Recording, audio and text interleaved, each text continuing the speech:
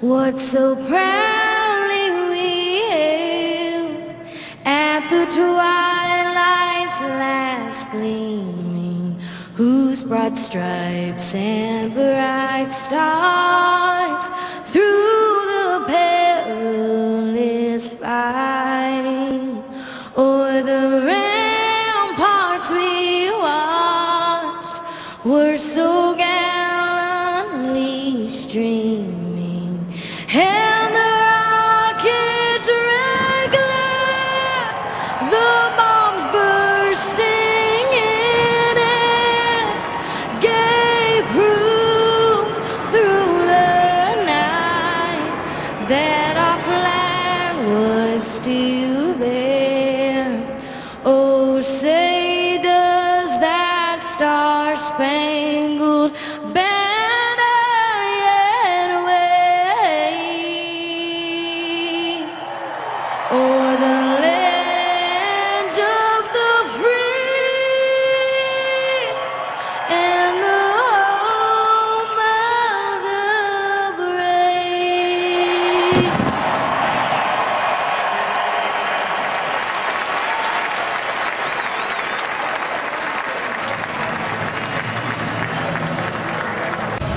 It is a beautiful weather day in Nashville, Tennessee. Now, Tony Siragusa, you've been watching film on this undefeated Panthers team. Why are they playing so well?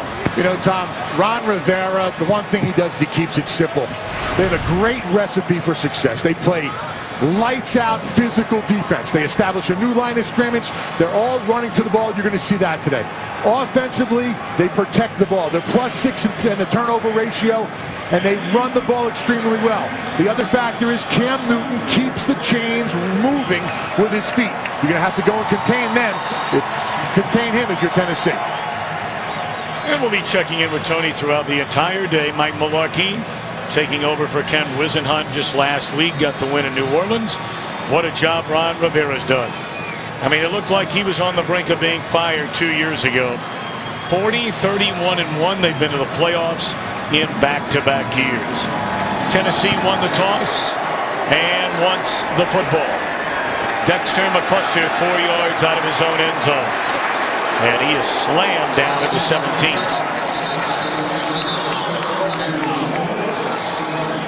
The reigning Heisman Trophy winner, #2 pick Marcus Mariota, had one of his best games in his young NFL career last week. 371 yards and 4 touchdowns in that overtime win.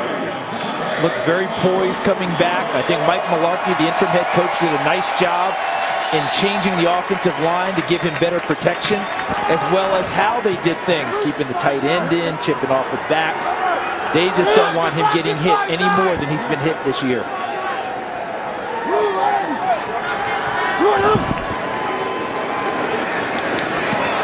Short jump and complete, 2nd down and 10. Last time we were here, Charles, Antonio Andrews was right on the brink of taking over for Bishop Sankey, and he is now their starting and primary running back. That's because he brings a real physical element to his runs. He finishes everything that he does. Once again, without Kendall Wright today, he is inactive with a bum knee. They'll miss his speed on the outside. They're hoping Doyle Green-Beckham continues to progress at wide receiver. McCluster fumbled the ball. And it looks like he was able to fall back on top of it. Looks like a little indecision on who wanted it on that play. They're trying to decide, is he going to give it to him? Is he going to take it? He handed it to him, and Dexter McCluster didn't clamp down quick enough. Jared Allen, number 69, right there reading the play. And that's what made it hard. He was right in the face of both McCluster and Mariota and made it a difficult decision whether to give it off or take it away. They've lost 9 fumbles. They turned it over the 3rd most times in the NFL, 17 times on the year. Panthers showing blitz. Only a 4-man rush. Mariota running around and just throws it away. It'll be 3 and out. What a beautiful defensive possession, guys, for the Carolina Panthers. As Tom called it, everyone was up in the line of scrimmage and they all backed out. And look at them covering all the passing lanes. Where are you going to go with it? Nowhere for Marcus Mariota to throw the football to a guy wearing blue. Did the smart thing and threw it away, and now they have to punt it. Ted Ginn Jr. in his career has returned 4 punts for touchdowns, none this year. But he is dangerous anytime with a ball in his hands, and they just kick it out of bounds. See where they're going to spot it here, the 37-yard line. So here comes the first pick in the 2011 draft, and like Mariota, Heisman Trophy winner, can do it with his arm, can do it on the ground. 2 Pro Bowls, back-to-back trips to the playoffs for Cam Newton. I really don't think it's hyperbole to say he's the most unique quarterback we've seen maybe in this league because of the way they use him as a runner. Not as a flash and dash guy and get down, but as a true running back who will drop a shoulder to pick up additional yardage. He doesn't look like a quarterback out there either, or down here on the field, Charles. Like a linebacker. Yeah, 235. They say he's closer to 260 right now. This is Jonathan Stewart, who no longer has to share time with D'Angelo Williams in that backfield. Up front, they're still without their starting left guard, Andrew Norwell. He has missed back-to-back games. And really, after they lost Benjamin in training camp to the knee injury, they may not be household names, but a good receiving corps. And getting better all the time, led by the tight end, Greg Olsen, who's their primary receiver. 2 tight ends here. Tolbert on 2nd and 1. Got bottled up and then picks up the first down to the 47-yard line. Make no mistake about it, Tennessee's record might be 2-6.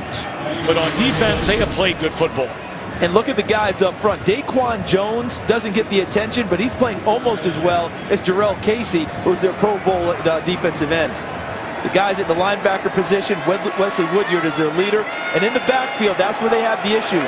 Cody Sensabaugh has to start, as does Bleedy Ray Wilson, due to injuries to their normal starters, Parrish Cox and Jason McCourty. 1st and 10. Newton looking down the field and a strike. Even with Greg Olsen falling down, he manages to make a reception to the 32-yard line. What a year Olsen is having again.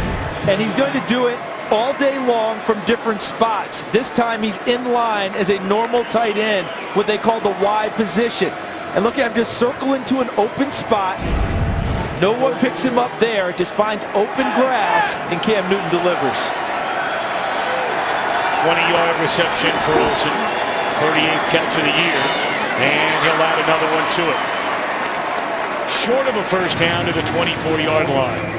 I'm eager to see this game, Tony, to see if Tennessee just says, you know something, Greg Olsen's your primary receiver. I'm going to double him all the time and make the guys outside wide beat me. Absolutely. I'll tell you what, on the last 3 plays, they brought pressure, 5 or even more. They're just having a hard time. The offensive line is really playing well for Carolina right now, stopping that penetration. You give a lot of credit to Amini Silatolu, number 66, who stepped in for left guard for the injured Andrew Norwell, as Tom talked about at the top.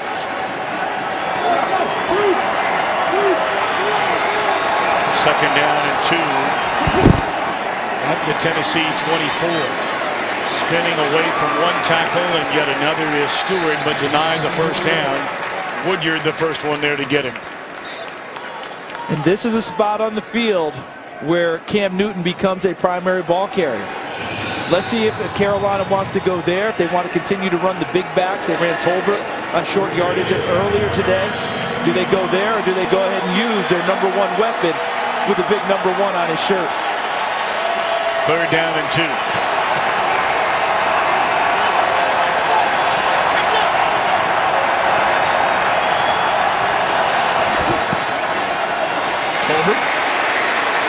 Very close to a first down. We'll see. There is a penalty flag down on the field. He appears to be short. Second straight time he was stacked up in a pile and then found a little bit of space. Last time he picked up the first down. This time it's closer. And there's another flag.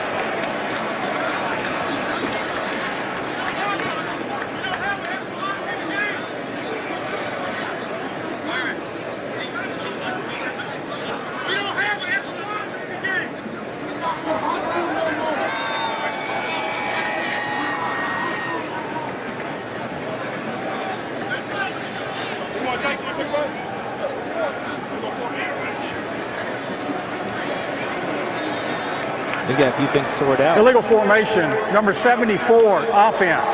He was uncovered on the end of the line. It's a 5-yard penalty. It's still third down. Well, I wonder where the second penalty was. I thought they might get Greg Olsen. It looked like he was in there arguing the call right from the start. Yeah, because we saw in the middle, there was just what you pointed out. Another flag came up right in the middle while they were discussing it.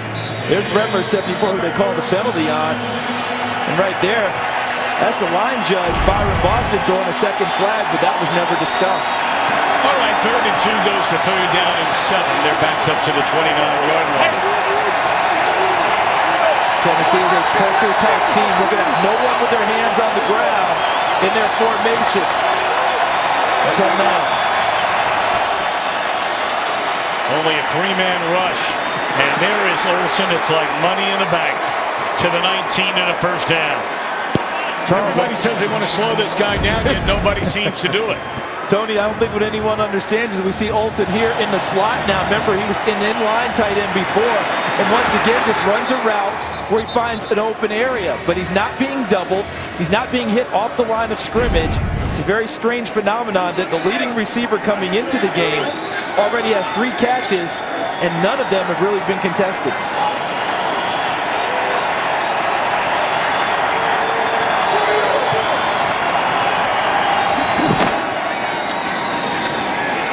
Stewart looking for running room, and he's to the 16-yard line, a gain of 3 on first down.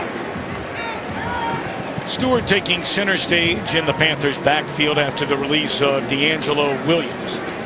Having a good year, closing in on 600 yards. And you look at him in the number of years he's been in the league, 8, and you wonder about a running back slowing down. But to your point, with all the carries he split with D'Angelo Williams, not as much mileage on him as there would be on a normal guy who'd been a lead back.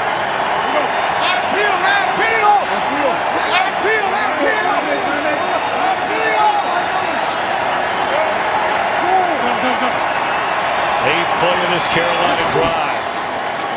Stewart running room to the end zone. Touchdown, Jonathan Stewart. What an impressive opening drive for this 8-0 Carolina Panthers team. 16 yards on the touchdown. And look at Cam Newton. He's orchestrated everything and gets them into the right play. Look at that gap. You talk about plenty of vision and a hole for him. And he runs right past Michael Griffin, number 33, and hurls his way into the end zone. A terrific start, a great drive for Carolina.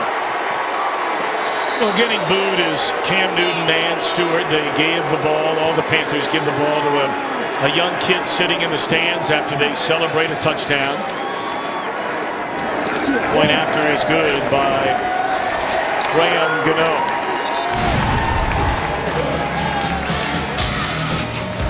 7-0 Carolina. Today's game is sponsored by Southwest. Transparency, no fares, nothing to hide. Well, doesn't get much better than that. Newton, 3 out of 3, 3 catches by Olsen. You're running for 30 yards, 7-0. Played right into who they are. A run-first football team who, when they have to throw the ball, they want to throw it to Greg Olsen first. I think my biggest surprise is watching as this season unfolds that there's not more double teaming, making it tougher on Greg Olsen to get off the line of scrimmage, because that's what they want to get the ball to. McCluster 1 yard into his own end zone across the 10, and again is denied the 20. Excellent special teams coverage by Carolina. And now some pushing and shoving going on, and more than just a little bit. Tennessee came into today determined not to back down to Carolina. Flat out determined, wanting to stand up for themselves, and emboldened by their win last week. And Carolina's trying not to have an emotional letdown after the tough schedule they played and conquered recently. So we may have a few dust-ups as we go along today. Cam Newton telling his running mate, now find some kid, let's give that football away. That's the Panthers' way these days. Well done. Today's game is sponsored by Bud Light. Make the right call. Drink responsibly. Carolina in front 7-0, forced a 3-and-out on Tennessee's first offensive series and marched right down the field for the first score of the game.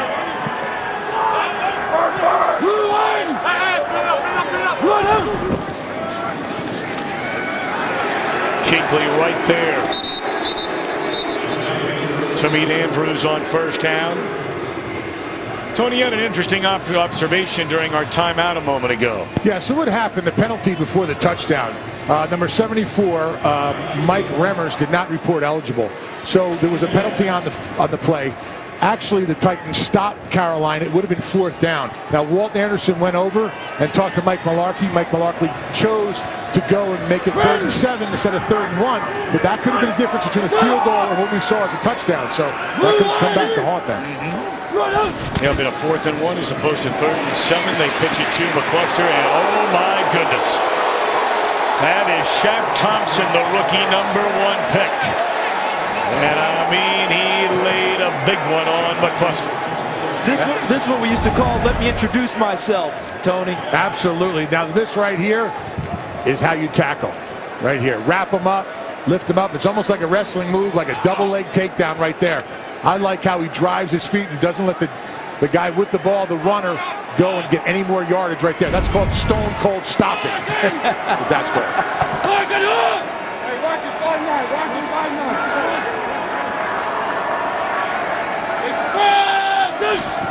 Third down and 13. Mariota delivers, and it's caught.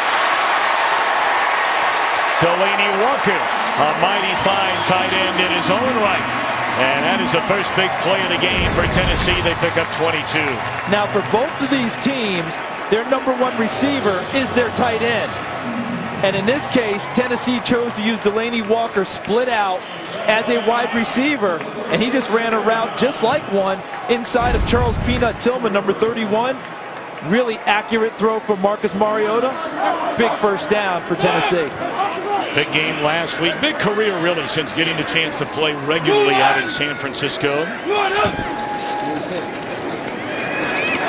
Mariota, good protection. And another big hit delivered by a Carolina defender. This one by their outstanding quarterback, and he'll talk you about it after he hits you too, is Josh Norman. And already in this game, what we've seen, and Tony, to me, this team closes as well as anyone in the league on defense. Talk about Carolina. Yeah, that's why, you know, when you watch them on film, what really impressed me was how they play as a unit. The pressure up front, the man-to-man coverage. But when that ball is out, everybody is running to the ball. That's why they're +6 in turnovers.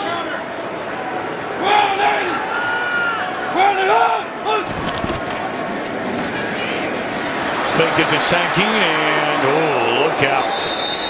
Norman coming after Mariota there, and he ducked under a potential big hit.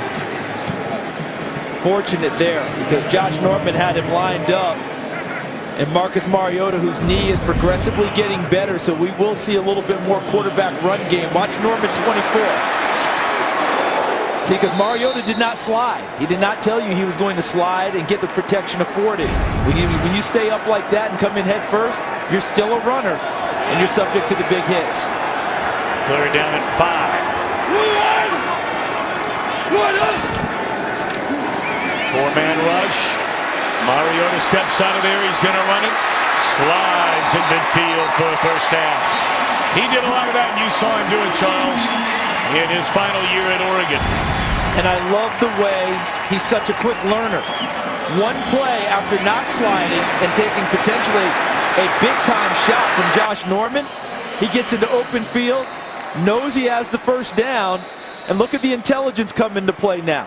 Slides, protects himself. One play. Learn, quick. That's what I love about Marcus Mariota. Apparently we're having some kind of clock problem. The clock did not run at all during that last play. Now it's also, time is also kept on the field as a backup. So when they figure out that the clock didn't run, someone should have kept that on the field with their timing. And we should get an announcement saying, please reset the clock to a certain number, and off we should go. Well, you saw Mike Please Mularkey reset there. the game clock to 6:03, and it will, the game clock and the play clock, which will be reset to 25 seconds, will start on my signal. Started to talk about Mularkey. You know, he had a chance in Buffalo. was there for 2 years as a head coach. 2012 in Jacksonville. Thought he'd never get another chance. So they have 8 games to go, and we'll see how it goes. He may have a chance to keep his job. And he's talked about this could still be a playoff team. Remember, they're only 1 game out in the loss column in the AFC South. That will bolster your credentials to keep the job. Andrews off the right side, a real nice run on first down. That'll be a gain of 7. And that's why he has the job, guys. Bishop Sankey is more highly touted. But Antonio Andrews runs with the physicality and does such a good job in pass protection, which is paramount now with this young quarterback, that's why he has the job as the lead runner for Tennessee. Everyone's wondering what's up with Bishop Sankey? It's very simply this. Antonio Andrews has outplayed him.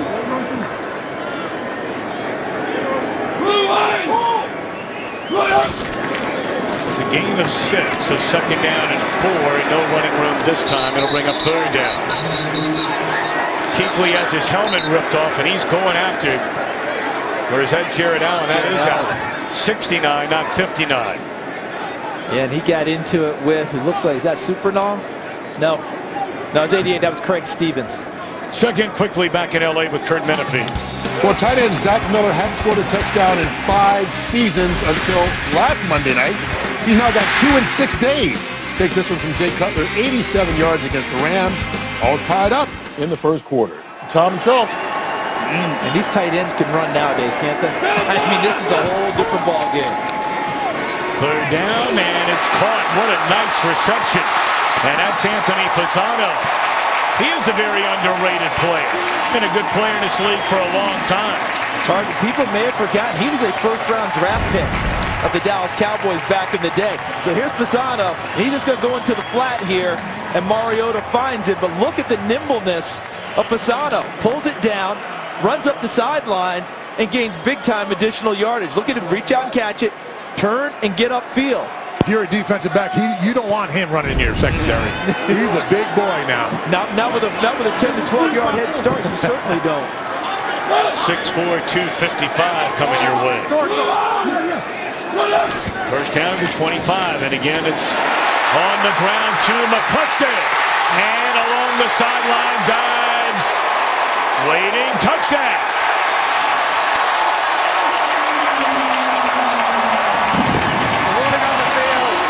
Is a touchdown.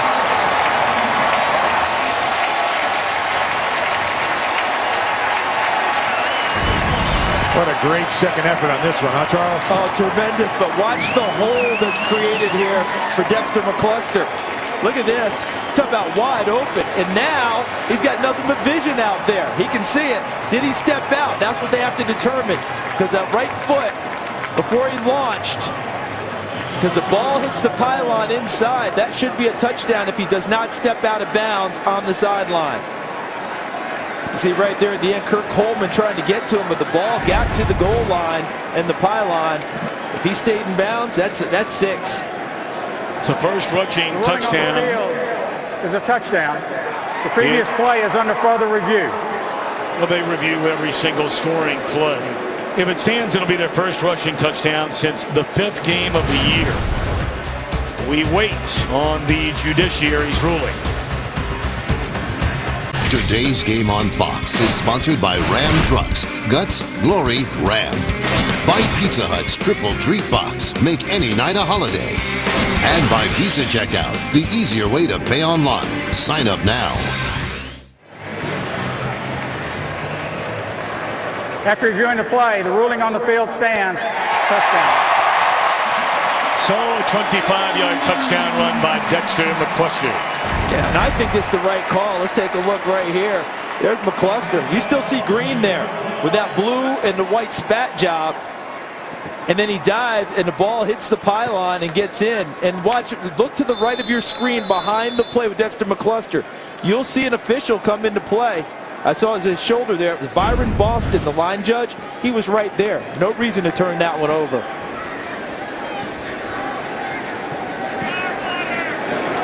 Ryan Suckup for the point after to tie it. It is good. How about that drop? 10 plays, 82 yards. McCluster finding the end zone.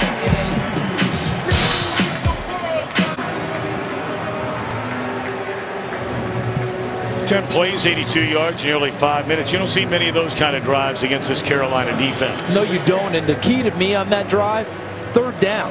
Because Tennessee struggled all year with about 34% on third downs. 3 for 3 on third down against one of the better defensive units in the league. That's why that drive ended up in the end zone. Fozzie Whitaker waiting back on the kick. And he'll take a knee. Well, the one thing about Cam Newton is he is not afraid to show his personality. He likes having a lot of fun. And you know what? After spending time with his teammates and his head coach, Ron Rivera, they are A-OK with all of it. What's the old expression? They get him. They understand him.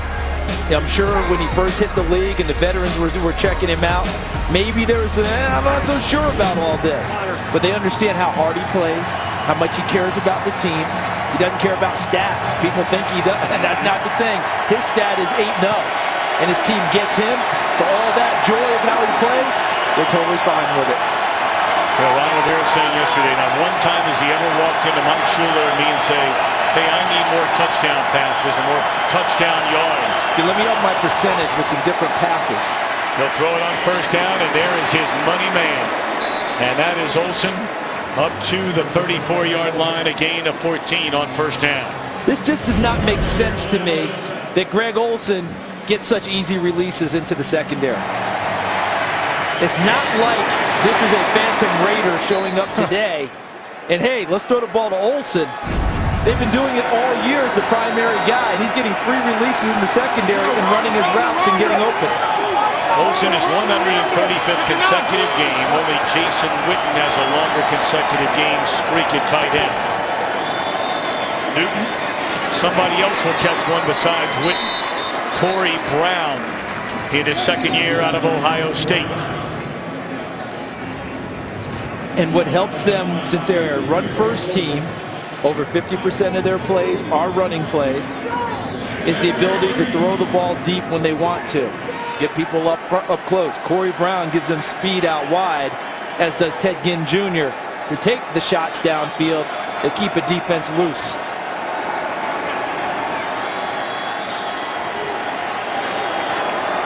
Newton 5 out of 5, 60 yards to start the afternoon. Second down and 2 from the 42. And he'll throw it. Or will they? Newton, lots of green in front of him. And he will run to the first down marker to move the chains up to the 45. Or, by the way, that means first down. I was out last night taking a walk after our meeting, and coming down the street and encountered some fans walking with my son. And you see Cam, good vision, understands where the first down marker is. And a person was going by and someone said, "Go Titans." And a person from Carolina turned and gave him the Cam Newton first down signal. So don't say it off. Did he pull it off there? He pulled it off pretty well. Down the middle of the field, and the reception is made by the rookie out of Michigan, Darren Funchess. He had a 52-yard reception last week and his first NFL touchdown. Watch all the way to the right, top of your screen, 17 in white. Look at him, turned number 25, Bleedy Ray Wilson, all the way around on the post move. And that ball was delivered perfectly. Right on time, right in rhythm. And Devin Funchess is making a leap now, folks. He's starting to really get into the rhythm of being an NFL receiver. He's a big man. That's a lot of man, I'm telling you. Saw him in pregame. He certainly is. 6'4", 225-pounder. And that one was read out beautifully. They were setting up a screen that looked like to Stewart. First incompletion of the game by Newton.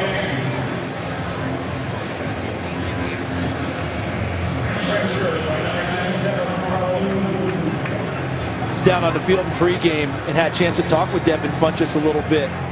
And he said his goal for the rest of the way is to play to that 6'4", 225 all the time.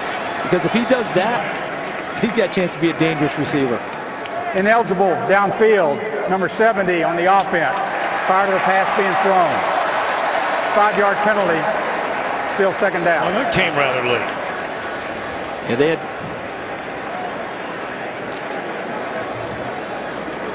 Let's send it back to Kurt Menefee in Los Angeles for a game break. All right, the Philadelphia Eagles have won 3 of their last 4, and they're rolling already against Miami. Ryan Matthews, little 1-yard score. Still in the first quarter, they're up 16-3 on top of the Dolphins. Tom, Charles, and Deuce. Thanks, Kurt. The NFC East, who wants to seize it and take it? Yep. Philadelphia, so definitely putting their hand up saying they want a piece of it. Stewart on first down. And it's Williamson staying with the play and runs him out of bounds at the 35-yard line. Very nice play. Was that Carl Klug, Yep. 97, who did a really nice job at defensive tackle. He can also play defensive end. Watch Klug inside, helping to stack this up. Does a nice job getting out in front, and then he stays with it, gets a hand on him first. It makes him bounce it so that Avery Williamson, 54, has a chance to finish things off. Legendary Dick LeBeau. Last 11 years a defensive coordinator with the Steelers in his first year. And his right-hand man, Ray Horton, they work very well running this Tennessee defense. Newton, what a throw. And a catch made by another former Buckeye. That's Ted Ginn Jr., a first down to the 15-yard line. That'll be the final play of what has been a very entertaining opening quarter. Fox NFL Sunday continues after a word from your local Fox station. How about this drive? We look at the key numbers from the first quarter. Tennessee jumping out, came into the game 31% on third downs, 3 of 4 in the first quarter. But look at the yards per play. Almost 10 yards a play for Carolina, and they're throwing the ball on first down. 5 pass plays, 2 runs on first down so far today. Well, again, the 19-yard reception puts it 1st and 10 at the Tennessee 14.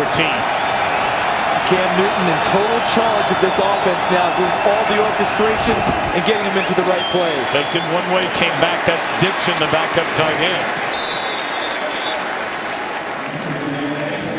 How about the growth of him that we've seen over the years, guys, in terms of Cam Newton taking charge of an offense where they put it in his hands this year? Well, he had 3 touchdown passes against Green Bay, ran for another. The 15th game already in his career with 2 or more passing touchdowns and a running touchdown. One of only 3 quarterbacks to ever reach that number in a career.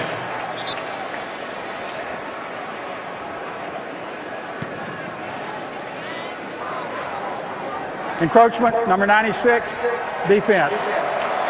5-yard penalty, still second down. Big Al Woods jumping into the neutral zone. Trying to get a little advantage on the coming off the ball there. But you have to, because Ryan Khalil is opposite him at center, number 67, one of the best centers in the league. You need every advantage you can get when you're playing against him. He's a terrific player. 2nd and 7 becomes 2nd down and 2. Colburn back there along with Stewart in the I formation. Tony gets excited when he sees that I formation. I absolutely love it. And then they throw. Olsen, and the ball comes loose, scrambles to get it. I think they're going to say the ground caused it at the 1-yard line.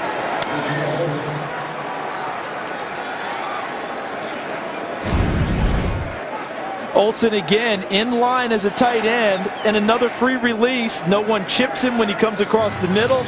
Tony, if you're a defensive coordinator, would you not think maybe that Greg Olsen is a key part of their offense? I mean, when you go all week and you run scout team and you have the guy on the other, you know, on your scout team with 88, you got to put lights on this guy because you need to find him. The secondary has to go and take him into consideration.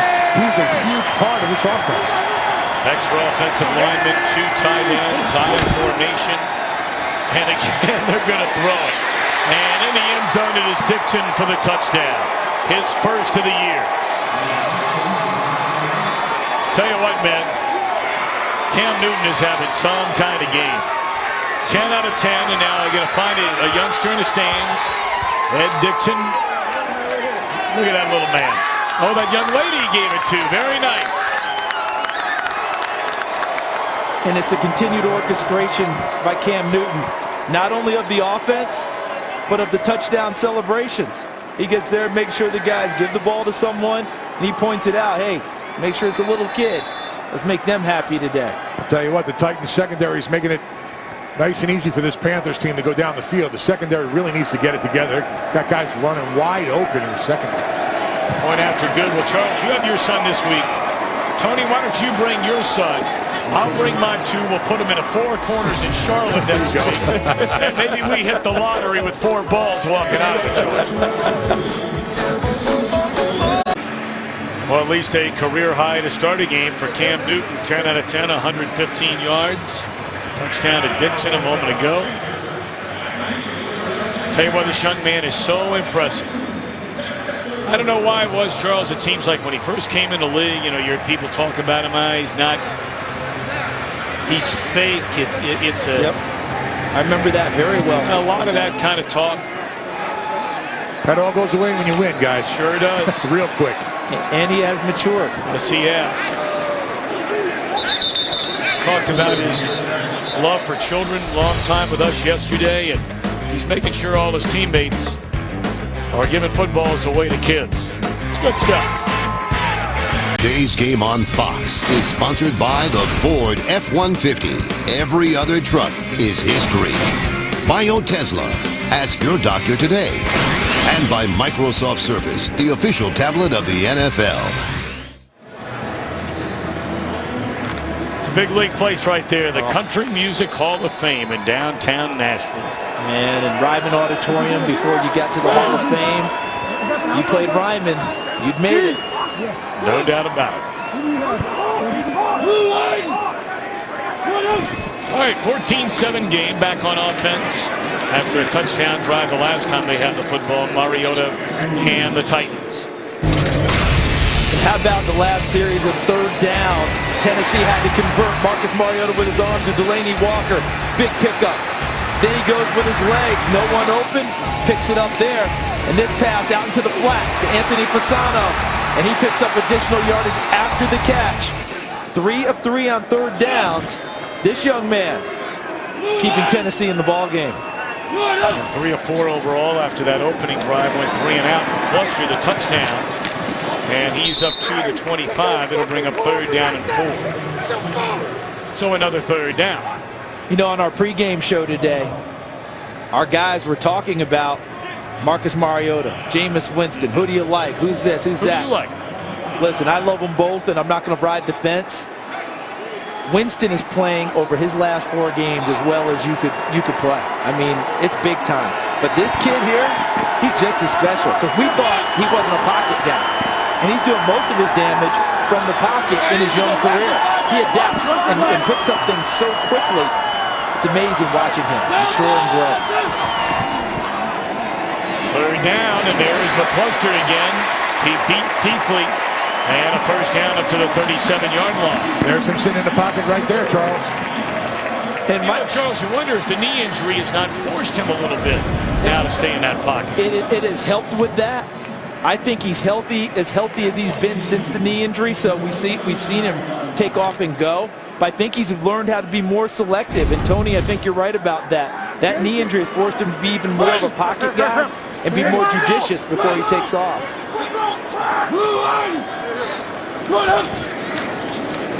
Take it one way, roll the other, and dump it off to the fullback, Charleston Fowler, the rookie out of Alabama. And that is a 14-yard gain across midfield. And I think that Carolina is going to get the memo, and if they haven't already, they've got to figure it out. They know that Mariota hurt the knee a few weeks ago, but he has enough mobility now to do what he wants. We've seen it already. The way he takes off and goes, it looks very similar to what I remember at Oregon and early this season. I just think that Tony's point is well taken. They're going to be a little more selective on when they take him out of the pocket and turn him loose running downfield.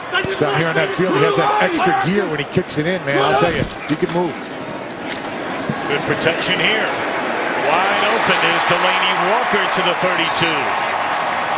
Well, in the first 7 games of the year, Titan quarterbacks were sacked 28 times. Mariota was not sacked at all last week. And here's Delaney Walker, who's been a great target for him. And he gets a little bit of a free release himself into the secondary. Shaq Thompson had a chance to really put some hands on him, doesn't do it very well. And here's Mariota delivering, takes the hit afterwards. but still stands in there and throws another strike.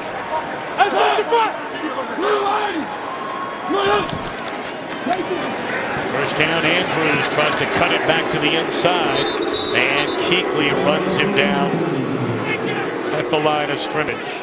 And you can hear the Carolina Panthers faithful that made this trip. Their favorite cry is Luke, and they draw it out well for each tackle he makes, which means they do it a lot. Look at this, 528 career. Tony, 528 since 2012 in terms of tackles. That's amazing. And he missed 3 games this year due to a concussion.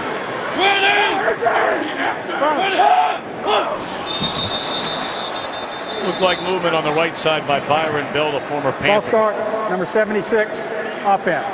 5-yard penalty. Still second down. Well, while we have a moment, let's again check in with Kurt Menefee back in Los Angeles. Well, the New Orleans Saints over the last 2 games have scored 80 points on offense.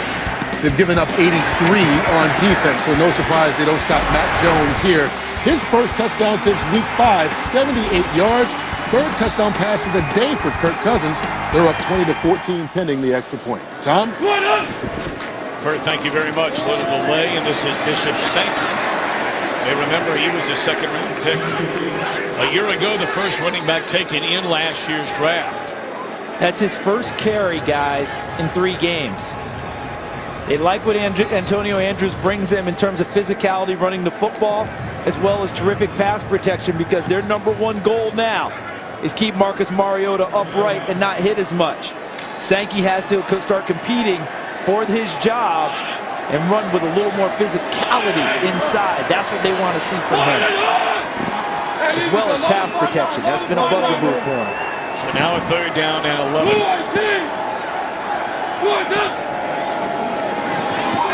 Mariota gets rid of it. Catch is made, but short of a first down by the former Falcon, Harry Douglas. And out comes the field goal unit. So another good drive. Another good drive for Tennessee, but you can see how important it is for Mike Mularkey to have that ball out of the hands of Marcus Mariota. Even on a down and distance that you want to take maybe a longer drop and a little bit more time to throw the ball, they want the ball out of his hands quickly. They do not want him getting hit the way he was earlier this year. Out of those 26 sacks Tom cited, Tony, took 19. Yeah, and that offsides penalty cost him the 5. Would have been first down on that play. 45-yard field goal try by Suckup. And it is good. It's been a good game. Very good starts for Newton and Mariota. Cam gets a football when we return. Mariota 7 out of 10 so far today. 14-10 game. Carolina in front. Cam Newton has been perfect today. 10 out of 10. And half of those targets and catches have been to his main man, Greg Olsen. Both teams moving the ball well offensively so far today.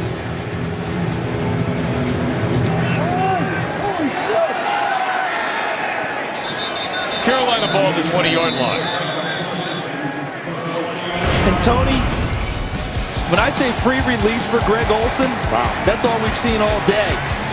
I mean, at some point defensively, you know, I question, do they have somebody who can cover? You got to get a guy like a Brian Arakpo, somebody on the line of scrimmage to disrupt, you know, his route running right now. You got to get physical with a guy like this. If you let Olsen run free like that, you're going to have a long day. The points are just going to go and accumulate. You're just going to have no shot. You need to get physical with him. See, I think that's the main point. You've got to do something like that because just covering him is going to be difficult in and of itself.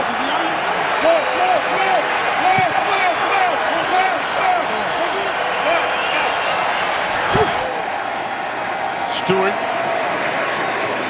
off the left side is ridden down by Zach Brown. 4-yard gain. A little misdirection there. We're seeing some of that from Carolina.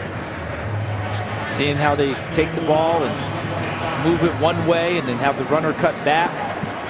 Mike Mularkey called it a little bit of wing T elements. Wing T offense. Said you got to be sound and disciplined. And if you do that on defense, the ball will find you.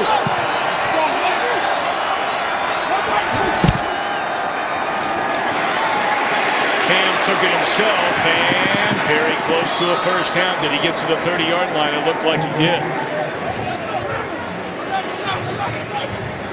A little reminder coming up tomorrow, we've got Cops on the Edge, Evil Alliances, an army of assassins.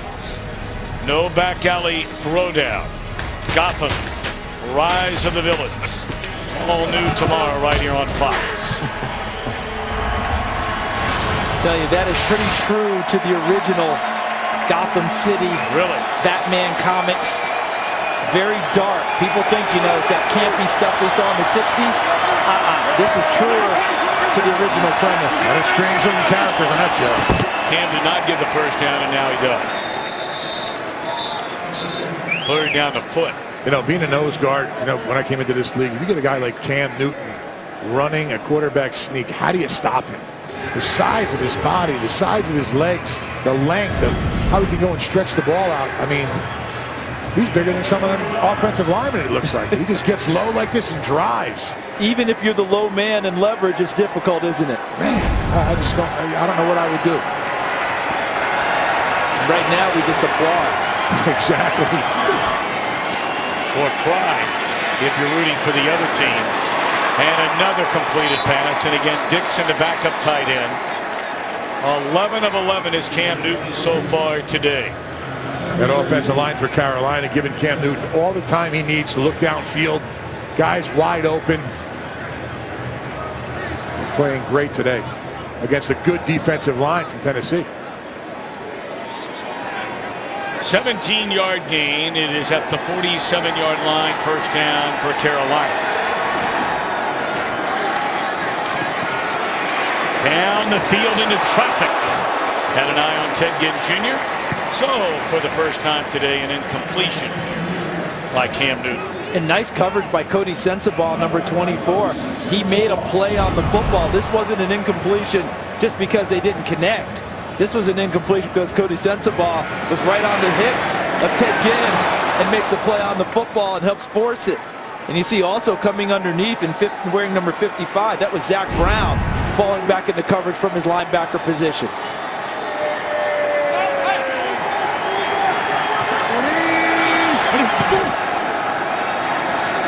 Stewart looking for running room and just not much there. A gain of 2. It'll bring up third down and 8. Clock winding down under 5.5 until halftime. At the top of the show, I described the Carolina Panthers as a team that knows who they are. And they understand this is the best way we can win football games. Run the ball, throw it to our primary targets, meaning tight ends, occasionally downfield to wide receivers, Cam Newton as a running back as well as a quarterback, and they're very comfortable with it, and that's so different from everyone else in this league.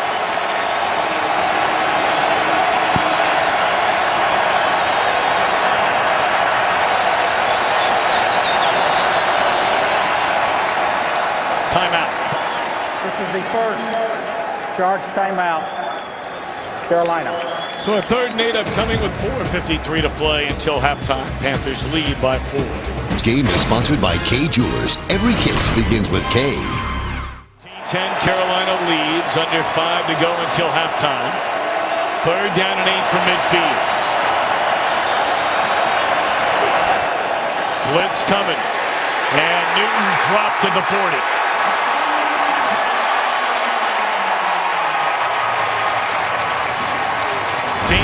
Stafford on the safety blitz. Yes, watch coming. I think he's right here. I believe this is Stafford right in the middle. And yes, he gets a free run at the quarterback. And the reason it was a free run, everyone else on the team did their job and their responsibilities in executing the blitz. Not everyone is designed to get home to the quarterback. Sometimes you're just supposed to eat up blockers. His team selflessly gave themselves up, and Stafford was the beneficiary, and the team results with a big sack on that play.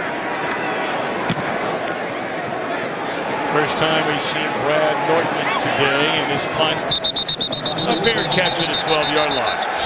Well, we were told Tony Siragusa was going to be performing at the Ryman this weekend, and he pulled the plug. Sore throat. Carolina at 8-0 already A 2.5 game lead over Atlanta, who is off this week. And, you know, we talk about Tennessee at 2-6, but not out of it. Everybody under 500 in the AFC South. Just one game out in the loss column is Tennessee. And for Carolina, they're not home free yet. They still have 2 games with Atlanta down the stretch. So this is a vital game for them as well. And another game to play in New Orleans. First down, Delaney Walker up to the 28-yard line. Titans have all 3 timeouts and a 2-minute warning. They always say a tight end is a young quarterback's best friend. I think a tight end's any quarterback's best friend. Easy throws, good sight lines, get the ball in their hands quickly and out of your hands quickly to avoid the rush. Well, there's such big targets in that open field. I mean, you know, size-wise, I mean, they just shout out right to you.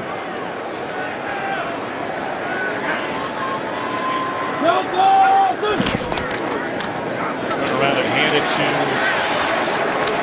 Andrews, stunned down by K'Wan Short in his 3rd year out of Purdue, really having an outstanding year. And remember, he was in the same draft with star Lotulelei. And Lotulelei was the 1st-round pick, but Short has really jumped things up early. Watch in the middle here.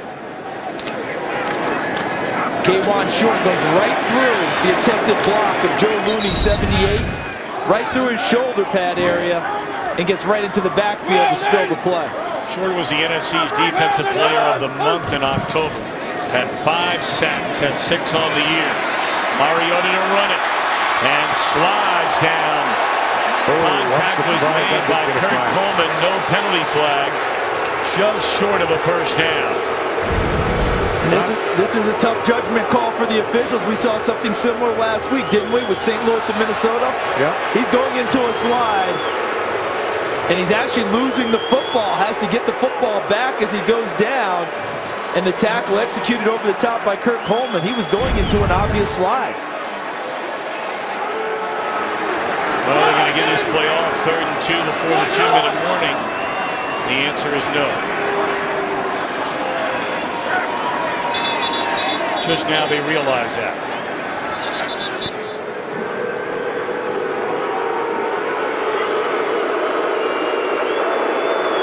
This is a 2-minute warning. Crowd really upset. This was not a 15-yarder on Kurt Coleman.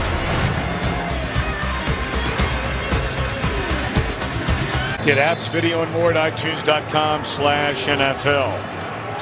Well, after the slide by Mariota, 3rd down and a long yard. I'm going to check him and Mike Pereira here in a moment. We did that game last week where LaMarcus Joyner hit Teddy Bridgewater, drawing a flag and knocking Bridgewater out of the game on 3rd and a yard. I don't know if Dexter McCluster got it. I don't think that he did. I think he's short by a decent amount.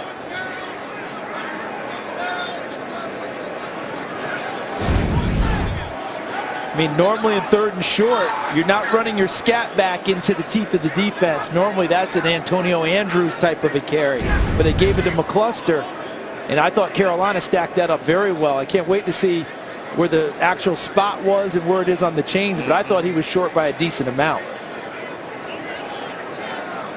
Now the yellow line is unofficial that we have here on Fox, so.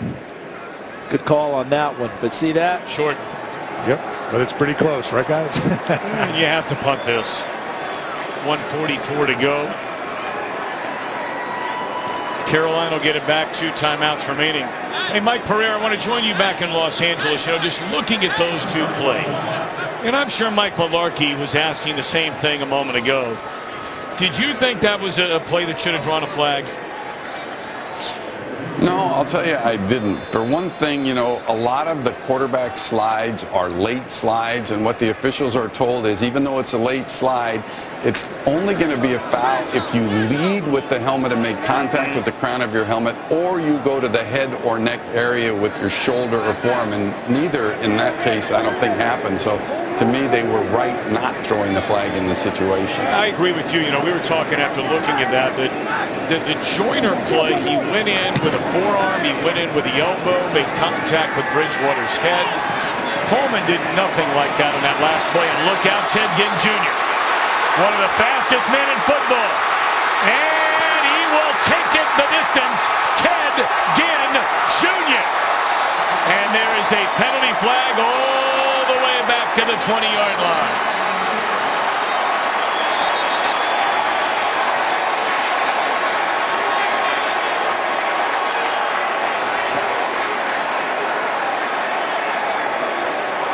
That may take away an 87-yard punt return for a touchdown. It would be the 5th in Ted Ginn Jr.'s career. Here in the return, illegal block in the back, number 14, receiving team.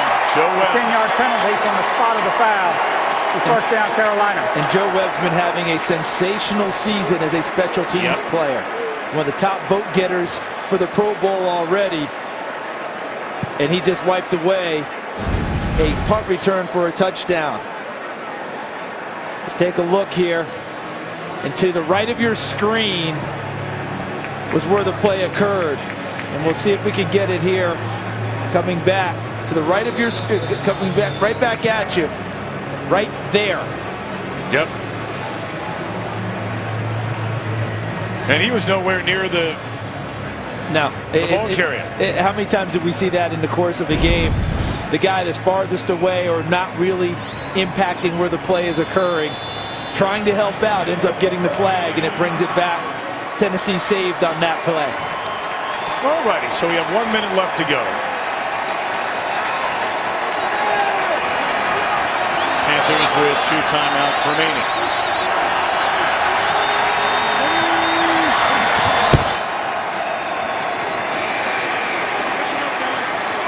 Stewart for a gain of 2, and coming up at halftime, out by Kirk Menefee. Coming up at halftime, Johnny Football gets another start for the Browns in Pittsburgh. The Eagles host the Dolphins and hope to keep pace in the NFC East. We've got all that and a lot more, so stick around. How's that, TB? No, that's not good. America wants more of me. You should know that by now, Mark. How about TB in mission control, letting them know more of me is a good thing. Another running play and slam behind the line of scrimmage is Stewart by Daquan Jones. And that'll be the final play, or is it? Stewart slow to get up.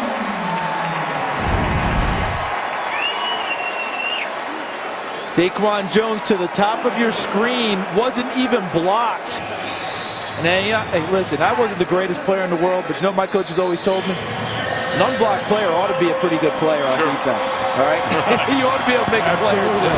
All right? And Daquan Jones is having a very nice season quietly.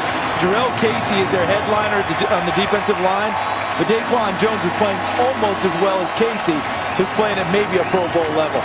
Well, Tennessee took a timeout. They have 2 remaining. So. Listen, they run a play here, you're going to force him to punt, who knows? Listen, we just saw Carolina bring back a punt return. So if you're Tennessee, if you can stop them here, force them to punt it, maybe they can give them a dose of their own medicine and make it stand up. 2-6, you want to play aggressively.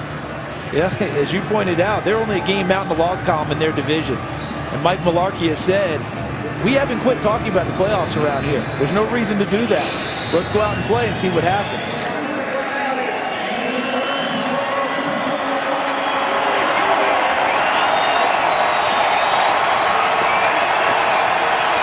Third down at 12. We need to get to the 24-yard line. Fake one way, fake the other way. Olsen a catch. Looking for running room and just none there. Shot down to the 5. Timeout. 12 seconds remaining. Greg Olsen was trying to make a play, Tony, and almost ran himself into a horrible situation. Yeah, he was, they did a great job, Tennessee, of rallying the troops and coming back and swarming to the ball, and there was nowhere for Greg Olsen to go. In this situation right here, I wouldn't be surprised if they go after this and try to go and block this one, guys. Why not? 12 seconds to go in the half. Yeah, force them into a bad situation. How much worse can you feel? I mean, field position's pretty good to begin with.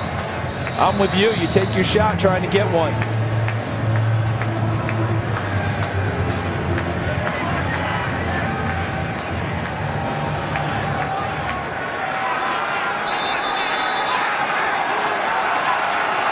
So Brad Nortman out of his own end zone. McCluster right in midfield.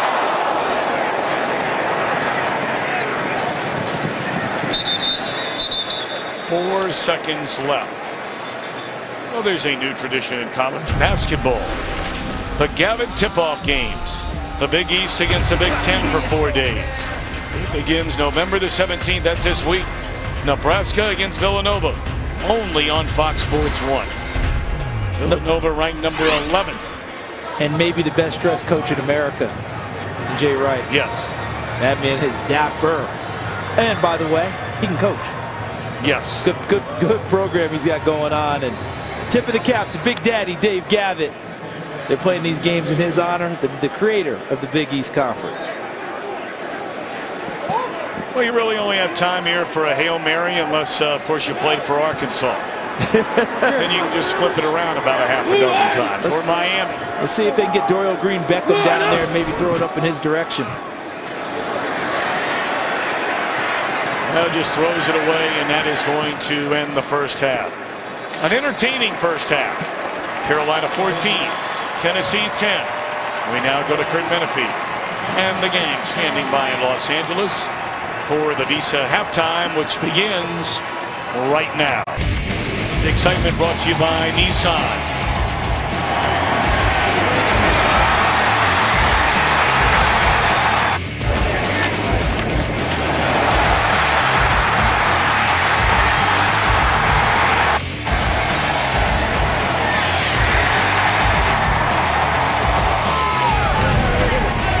That was today's excitement brought to you by Nissan, and we're in Nissan Stadium here in Nashville. And welcome to the broadcast booth, Mr. Davis. We figured this had a chance to be a pretty good game.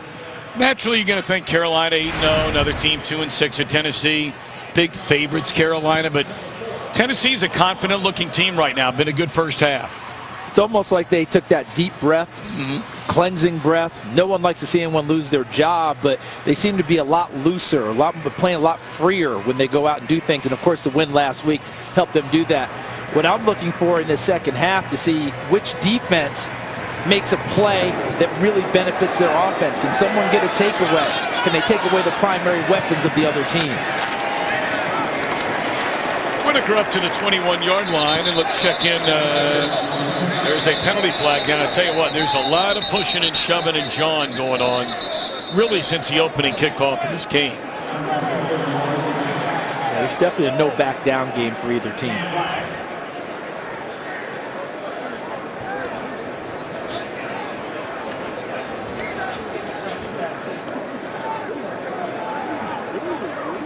During the return, holding number 56, receiving team.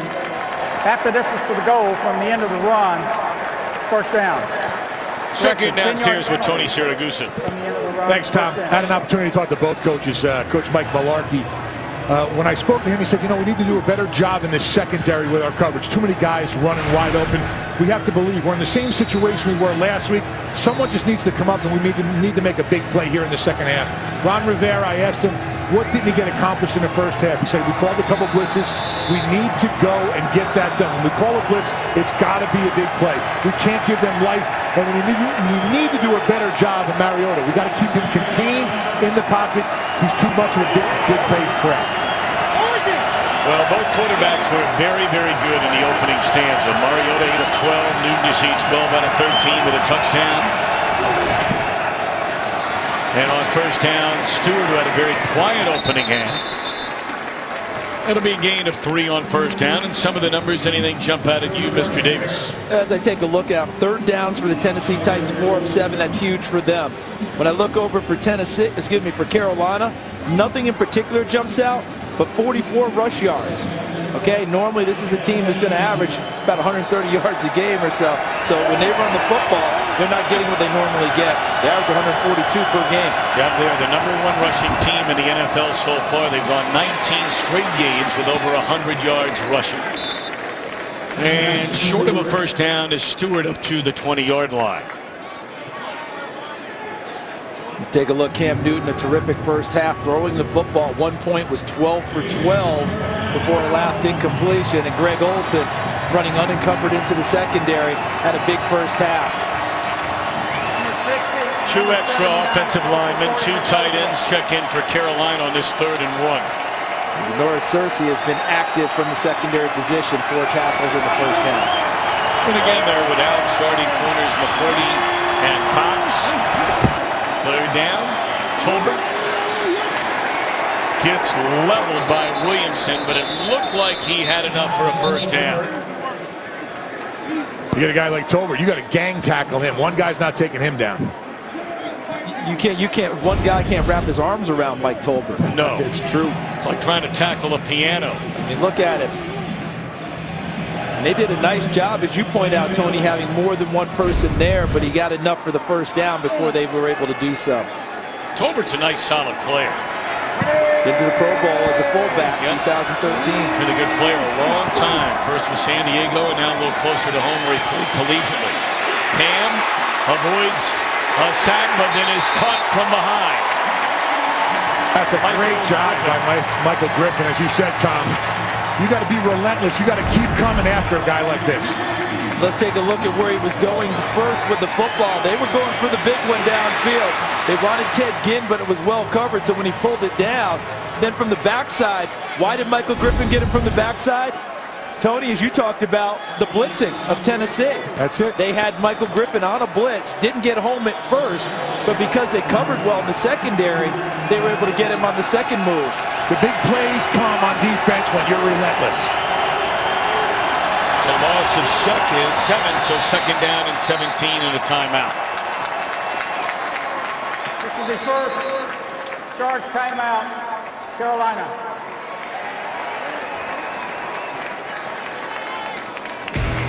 They'll take a timeout. We will do the same just underway in the 3rd quarter. Today's game is sponsored by Southwest. Transparency, low fares, nothing to hide.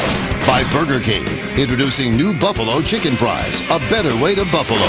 By Miller Lite, back in its original bottle, but not for long. It's Miller time. And by the all-new LG V10, capture the in-between moments. The Hillsboro Burros advancing to the 3rd round of a Tennessee 5A playoffs. Craig Clayton, their head coach. Up next, Independence, and we thank Paul Jones. No problem finding the receiver on that team with those shirts, huh, guys? Got a bunch of construction guys out there. Very nice. 2nd down, 17. Newton in trouble, and he can run it. Run out of bounds at the 15-yard line. But I'll tell you what, the pressure is really starting to get there, isn't it? Yes, it is. Dick LeBeau said, you know what, we're going to put some pressure here in the second half. And it's tough to get this guy down, though, Charles. It is tough to get him down, but they're flushing him faster and making him have to make decisions, and receivers have to change their routes to try and get open.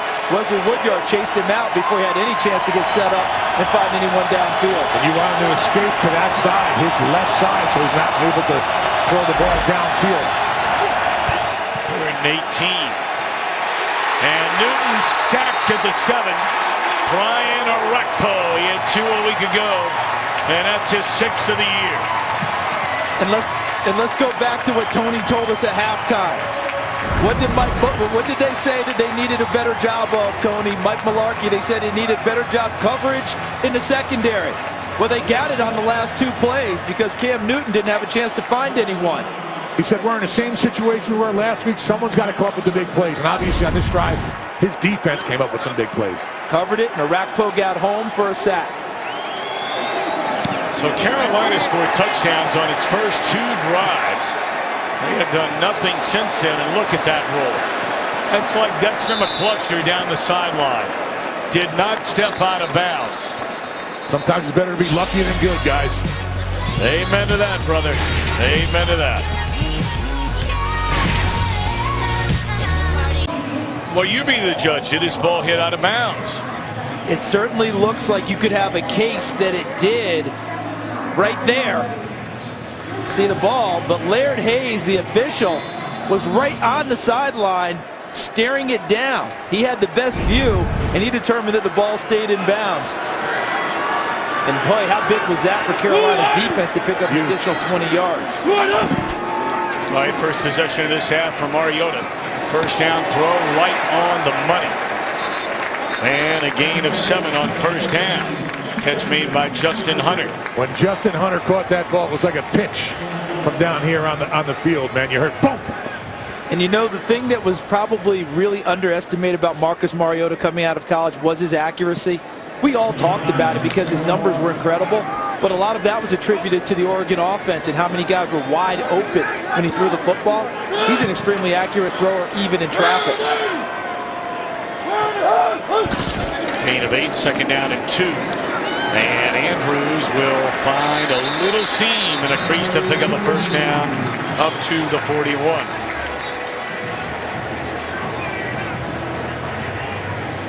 Well, in the first half, we were talking a little bit about Cam Newton and his orchestration of the offense, how he has full control of things.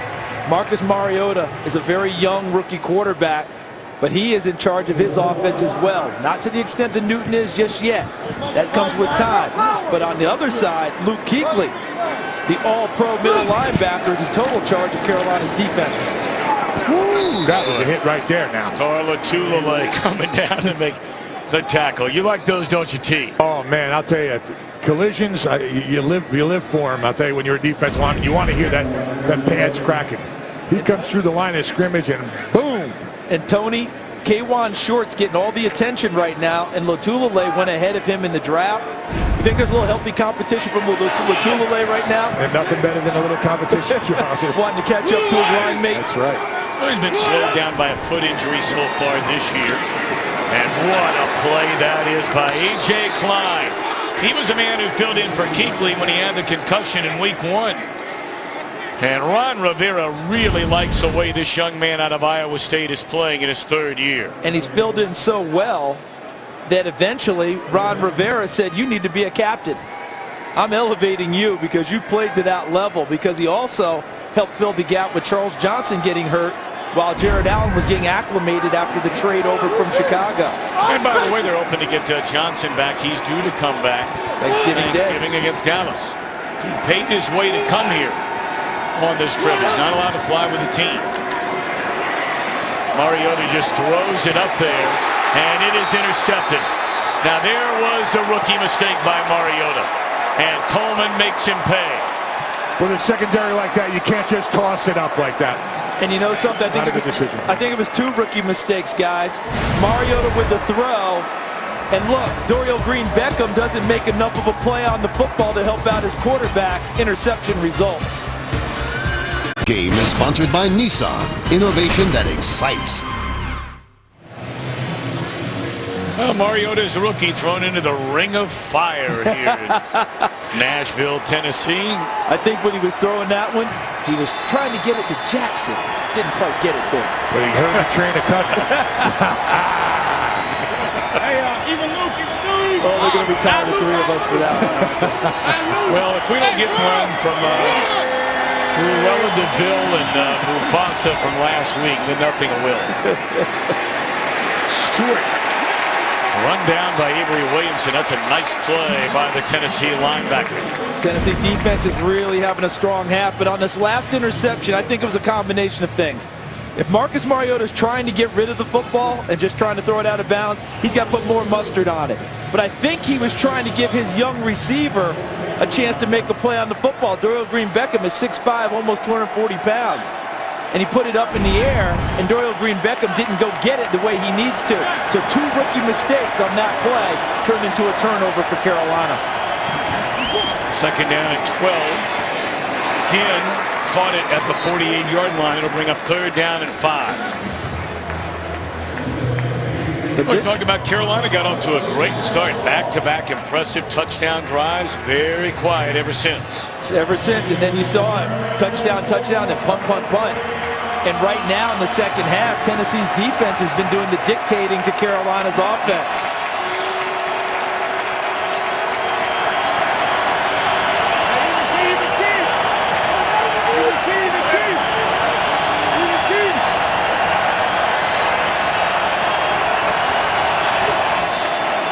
Blitz coming again. Newton throws, and that is a first down.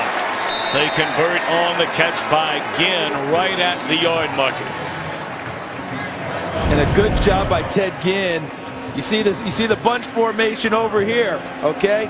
And then the breakout. Ginn runs the shortest route and gets to the sideline, but understood where the sticks were. That's a veteran receiver. He gets a lot of criticism for drops, and rightly so, too many. But as a veteran move, understanding where the first down line was and getting his team exactly that. Ginn has found a home in Carolina. Had a really good year 2 years ago. Left to go to Arizona last year and back playing well again for the Panthers this year.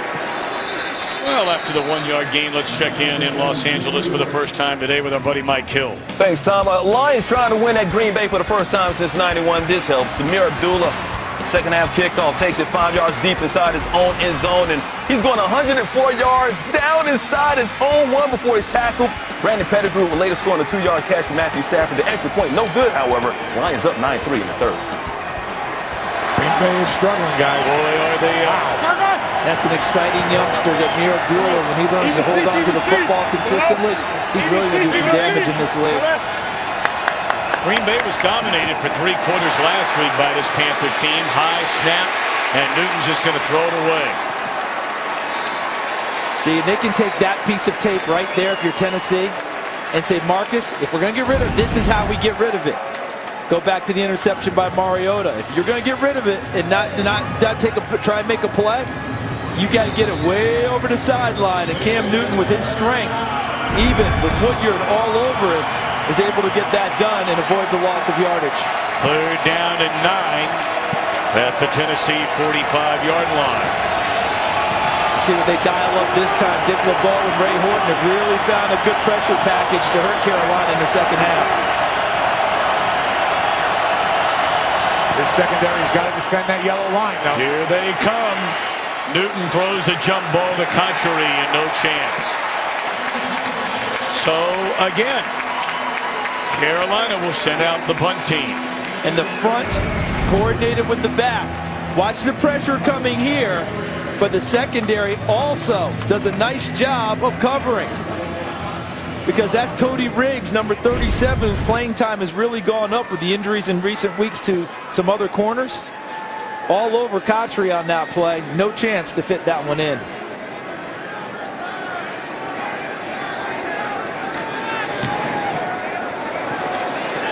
Fair catch.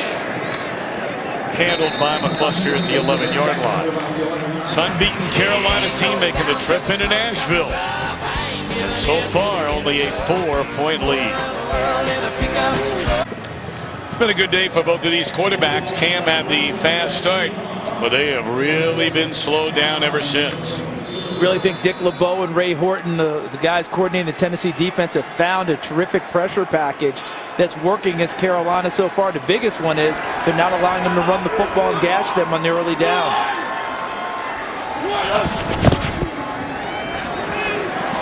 Mariota, first down throw, catch made by Hunter in his 3rd year out of Tennessee.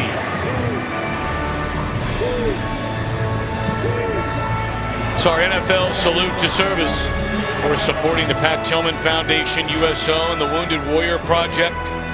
To learn more, log on to NFL.com/salute. Love the respect these guys are giving all of our people who are in the armed forces and serving for us. Love seeing them greet them before the ball game, give them the respect they deserve. Yeah, we thank them very much. Antonio Andrews up to the 20-yard line. Will be about a yard short of a first down. Tackled by Norman. I think Tennessee is sneaky in running the football. They've gotten some pretty decent, consistent gains throughout this game, trying to tamp down some of that pass rush pressure that Carolina's brought at people all year long. They struggled early with it, but they seem to be finding some cracks as this game has gone on. Too tight package. Zano and Stevens.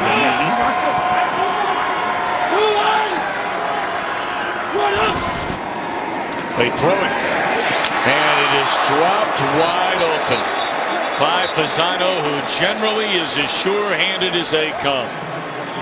I think he saw so much open space that he tried to go before he secured the catch. Things happened really quickly, but he sees Kurt Coleman coming at him, and I think he was thinking about the move he was going to have to put on Coleman to get upfield. and didn't secure the catch. Very unusual for Anthony Fasano. That was a huge play right there, guys. Sure was. Field position wise. So now again to return 187 yards for a touchdown, but it was called back because of a penalty from the 27-yard line.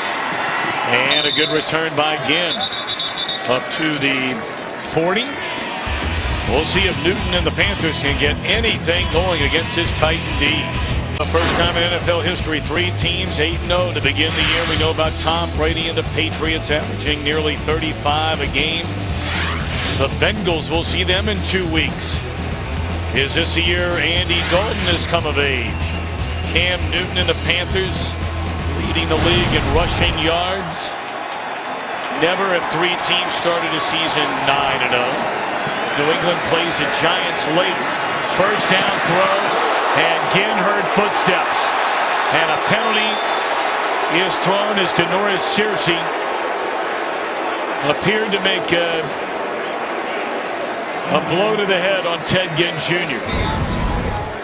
Because he covered it well, and Ginn knows he's coming, and he tries to do the right thing by leading with the shoulder, but he's up high in the target area, and that's the hard part, because I'll bet you.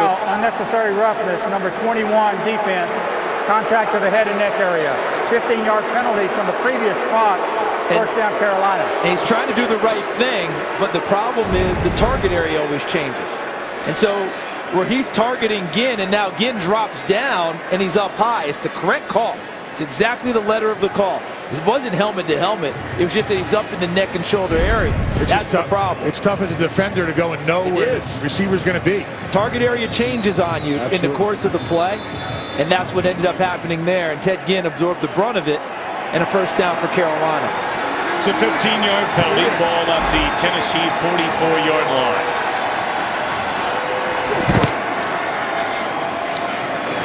Right back down the middle of the field, and this time it's Funchess.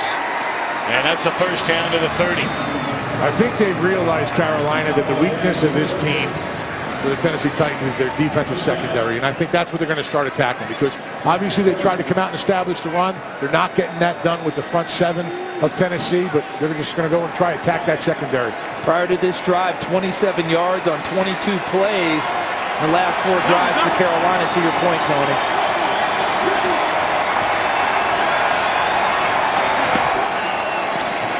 Blitz coming. Newton looking for Ginn and overthrows.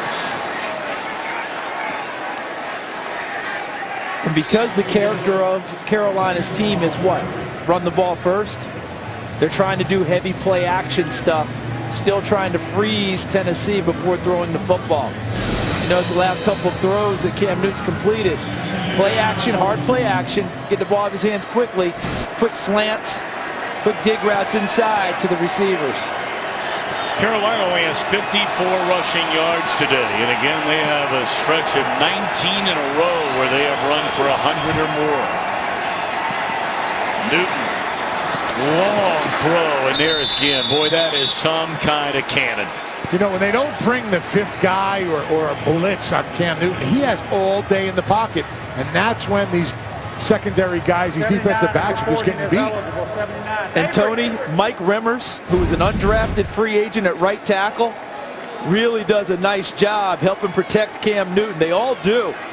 But he's got the front side part with Derek Morgan, one of their best pass rushers, in the face of Newton, and he keeps him well away so he can deliver the ball.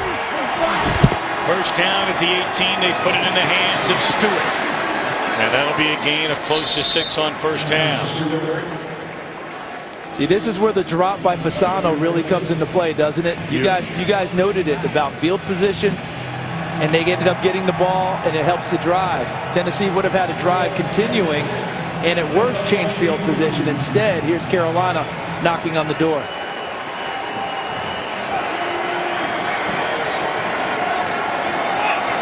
They just haven't run Cam Newton on very many called quarterback runs today. I wonder if they're just trying to keep the number of hits on him down. As soon as you say that, he fakes the give, and then a penalty flag comes down in the backfield. Casey, the first one there.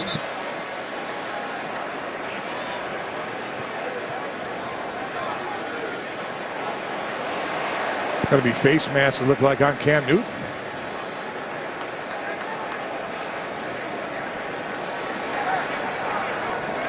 Personal foul, face mask, number 1, offense. 15-yard penalty. Should we fit you for a striped shirt, Tony? 10-second down. Well, I'm right here, 20 yards away. When he goes down, you could stiff arm in the face, but you can't grab the mask. You see him grab the mask right there? Right there. And affect the neck. That's something you can't do. That's one rule that goes against the quarterback. Yes. Would that be the only rule? That's about it. There's a big halo around him and a big sphere. Can't go in that area, but they will get called.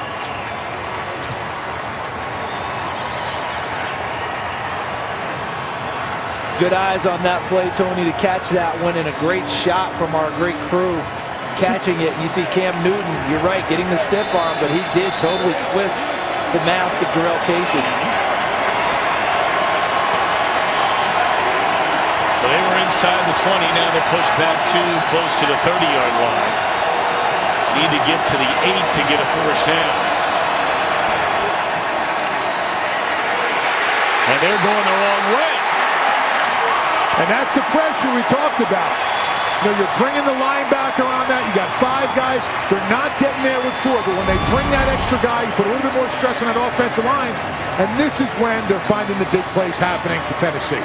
See how they're changing up the blocking assignments as well? Because on that play, they were showing one thing, and then next thing you know, popping out of the pile was 54 Avery Williamson to help finish things off. He ended up unblocked because I think Carolina got confused in their blocking assignments. David Bass also applying the pressure there, part of that sack. So now 3rd and a mile. Newton steps up. Catch is made by Cotchery. Was that a ball was out? No, they're saying he was down at the 30. So this would be right at a 48-yard field goal attempt by Graham Gano. But you can definitely see the intensity of the Tennessee defense. Look at the swarm getting to them at the end, getting the Cotchery at the end of the play. Yes, he goes down. Ground causes the ball to come out. But B.W. Webb, 38 on the scene. Cody Riggs, 37. And then a host of other blue shirts got there too. Long on the year by Gano is 52. This one from 48. And it is good. I think a challenge flag was thrown as to whether or not that was a fumble by Mike Mularkey. Well, there should be. I don't know why they challenged it. As soon as his forearm hits the ground, the play is dead and over. Prior to the snap, Tennessee has challenged the previous ruling on the field that it was a catch and the runner was down by contact. All right, well, they're going to take a look at it.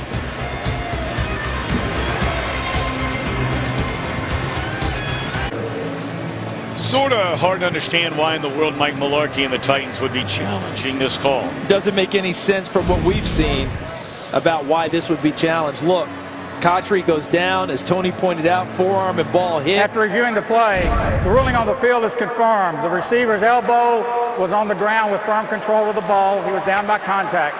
Tennessee will be charged with its first timeout. Please reset the game clock to 28 seconds.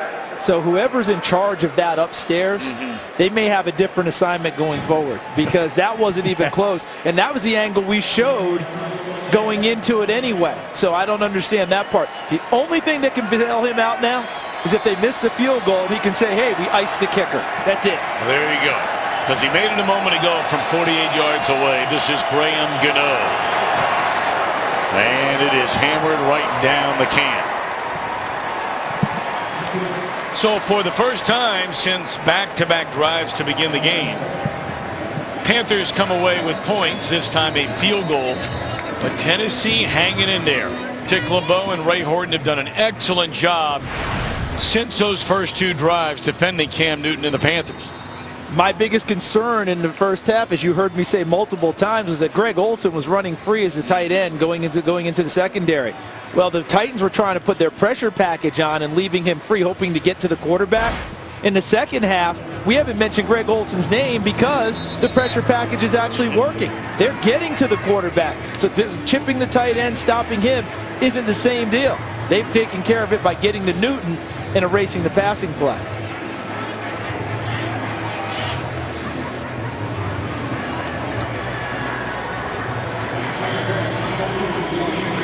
But still a one-score game for Mariota and the Titans in the final 23 seconds of the third quarter.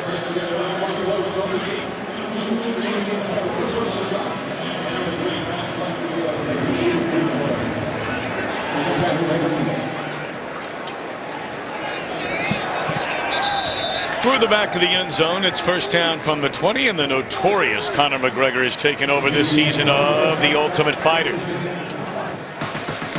They call me an instigator. What the? A troublemaker. A wild card and a rebel. So don't miss an all-new Ultimate Fire Wednesdays only on FS1.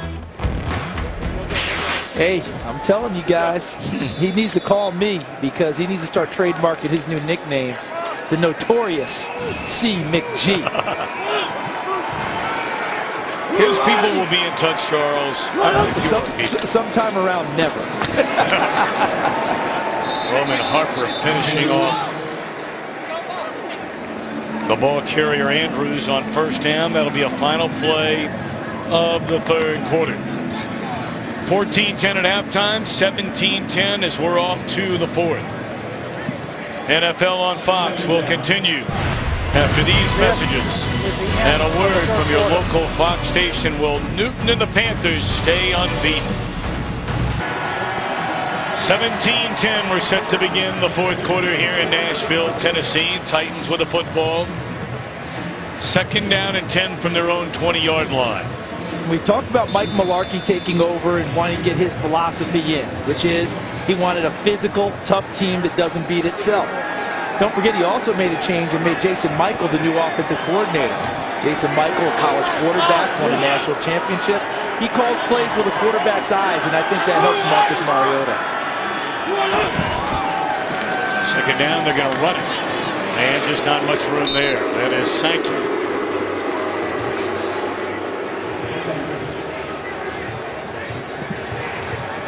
We see the leaders today for the Tennessee Titans. McCluster with 25 yards on the ground. Delaney Walker, as expected, leading receiver. And on defense, there's a stunner. Luke Kuechly has the most tackles for Carolina. And Josh Norman, they've thrown at him one time. He knocked it away. They haven't thrown at him since.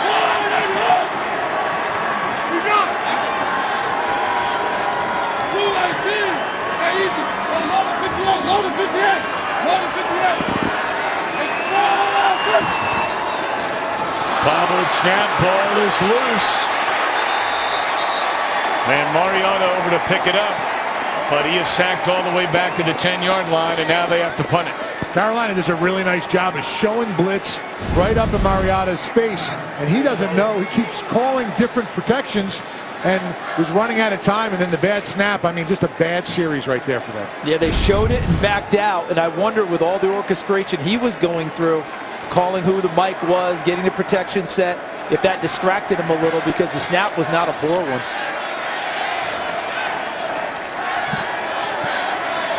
Ted Ginn standing in midfield, waiting on the punt by Brett Kern. Chasing him all the way back to the 34-yard line. And look out. Ginn cuts it back to the middle of the field and is cut down at the 43-yard line. Damian Stafford able to trip him up. Great field position after the Carolina defense stands tall on third down. Today's game on Fox is sponsored by Cialis, by McDonald's, teaming up with the NFL like never before, and by Volkswagen. Get a great deal during the Volkswagen Sign Then Drive event. It's Carolina defense, boy, they are as advertised. They've been in the top 10 the last 3 years. The only other team that can say that, the only two, Seattle and the 49ers. That's big-time company right there when you're talking about putting that type of production out. Now the next step for Tennessee, they've controlled this half. Can they create a turnover, make a big play, take it away from Carolina?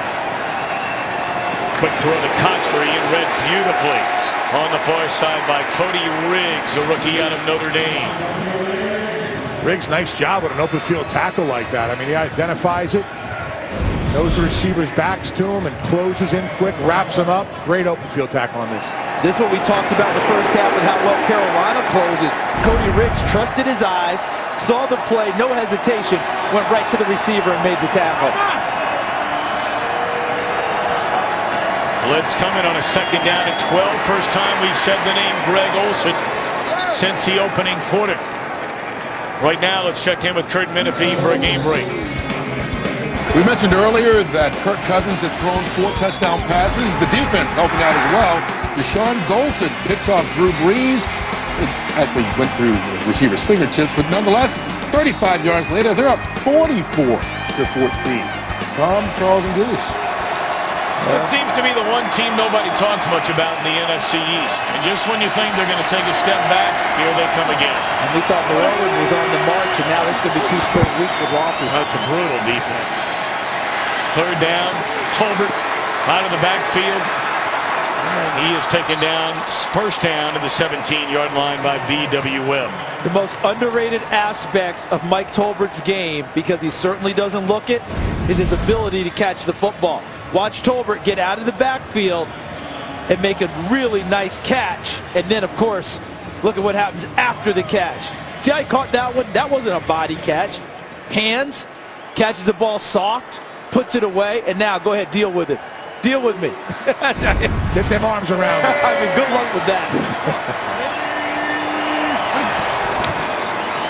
Stewart with running room back to the inside, and he's inside the 5-yard line. You know, we're talking about Carolina along with New England and Cincinnati all being undefeated. Here's an interesting stat. It doesn't hurt. The Bengals and the Panthers, 18 of their drives this year, most in the NFL, have started inside their opponent's territory.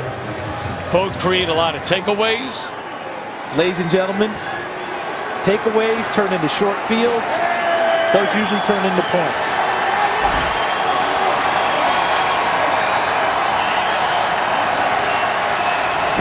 First and goal to 5. Newton keeping himself, trying to turn the corner, and about a foot short from a touchdown. Smiling while he's getting up.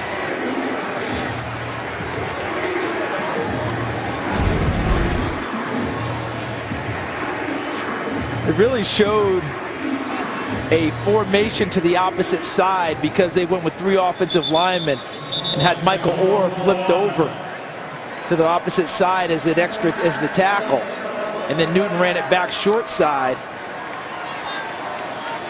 and was just a little bit short getting to the end zone. This is usually where they want to run the big guy now in terms of Newton. Remember against Green Bay when we just stretched it across?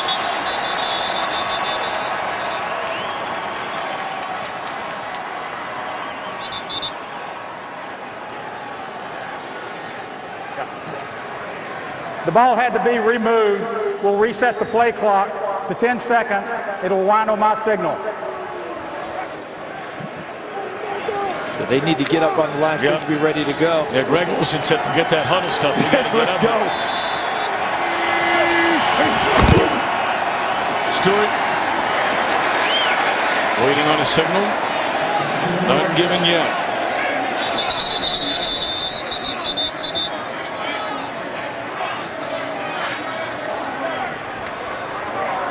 So they're marking it just a little bit short. Remember, it's where the ball is when they blow the whistle to end the play. So let's see if we can determine that in this pile of bodies, this massive humanity. And I think they got it right. I don't think Stewart got to the end zone. Yeah, you can see the feet of the official running in to when he blew the whistle. That's how you can tell where the ball is when them feet start running in. Third down and goal.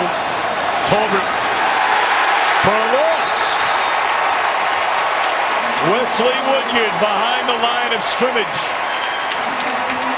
This Tennessee Titans defense has really played well in the second half. And they point back to the Atlanta game when we were here, guys. That goal line stand they had that ended in an interception when they stopped DeMarco on 3rd down for the Falcons running the ball. They said that was a watershed moment for this defense this year, and they just did it again, forcing a field goal instead of giving up a touchdown. So now Graham Gano hit from 48 a moment ago. This is a chip shot. 20 yards out. And it is good. Woodyard making the stop of Tolbert, holding the Panthers to 3.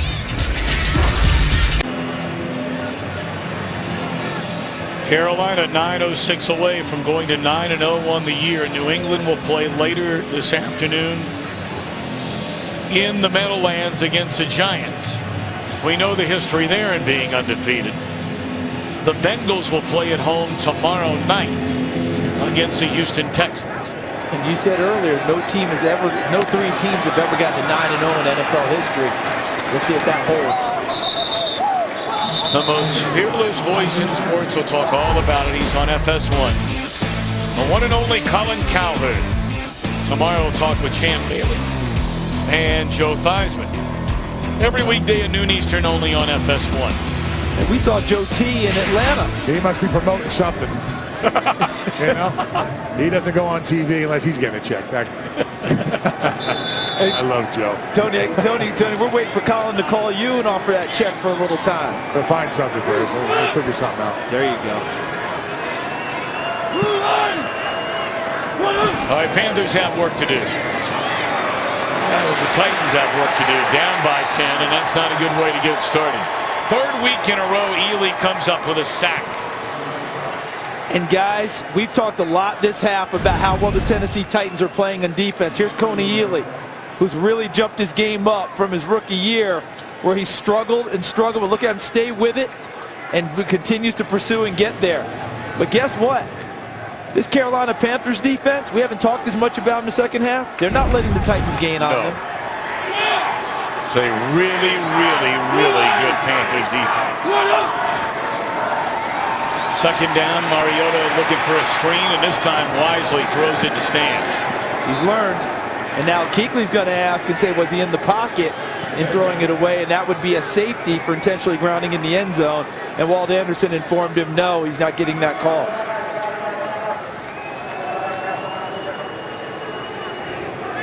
So there we go. The chess masters are Bobby Fischer, Boris Spassky right here. Kuechly on the left, the middle linebacker. Mariota on the right, the quarterback. Matching wits, and Kuechly has the full authority to change defenses, change calls as he reads the quarterback and what he thinks they're trying to get done. Third down and 17. They need to get to the 28-yard line. Mariota fires and well short of the first down. Catch made at the 20 by Justin Hunter. Tony, Thomas Davis of the Panthers told us we don't have to be the best defense in the league, although we want to be, but our goal is every Sunday to be the best defense in the game we're playing.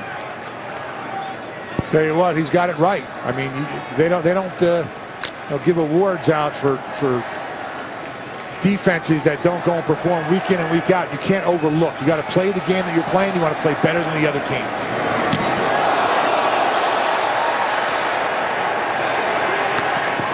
Ginn will turn at the 25-yard line, across the 30 to 35, and spun down right there. Colin Jones so close to getting this one.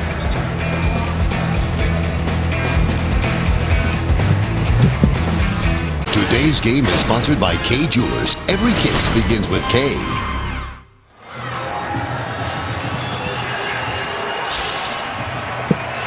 And look at the control of the game this half. Carolina in ball control. They haven't gained many yards, but time of possession is huge. And look at the first downs for the half. Carolina has 7, Tennessee only 1. And Tennessee's done an excellent job on defense. Are you kidding me? Holy mackerel, what a catch by Olsen. I guess it doesn't matter if you cover him or don't cover him. He's going to get the ball. And why was this ball thrown? Because he saw the back of Brian Arakpo to him. Okay, if the back is showing, see the helmet he's not seeing quarterback or ball at all. You throw it to the receiver, and that allows the receiver to uncover himself in the route. Even though it appears he is covered, he's not.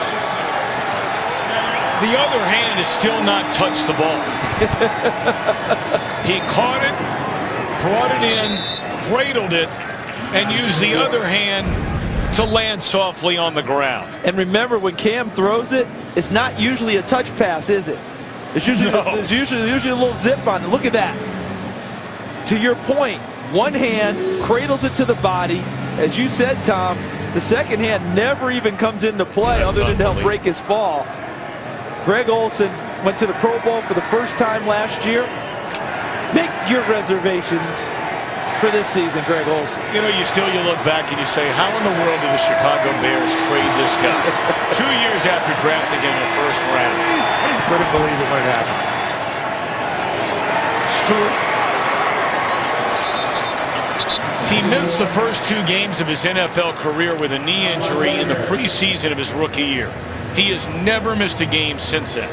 134 straight coming into today. Yep. And that's amazing longevity and durability in this league. And this Tennessee defense, which has been so valiant this half, do you get the sense they're worn down a little bit, guys? They've been out there a lot and had to deal with a lot of plays. And I'll tell you what, Carolina's offensive, take a look at the clock. They're just wearing the clock out.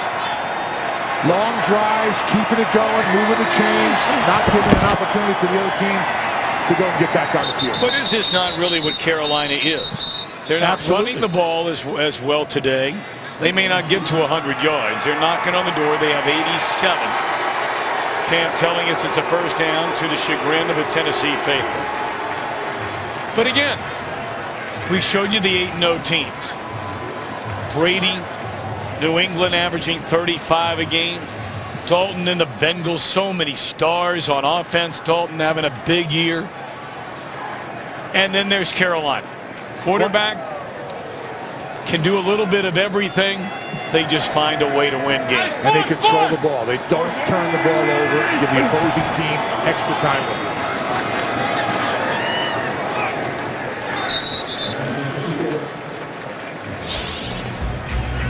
Well, we remember Drew Brees out of the NFC South. They started off the season 13-0 in 2009. Lost their last 3, but of course they went on to win that Super Bowl. Roman Harper reminds his teammates of that regularly.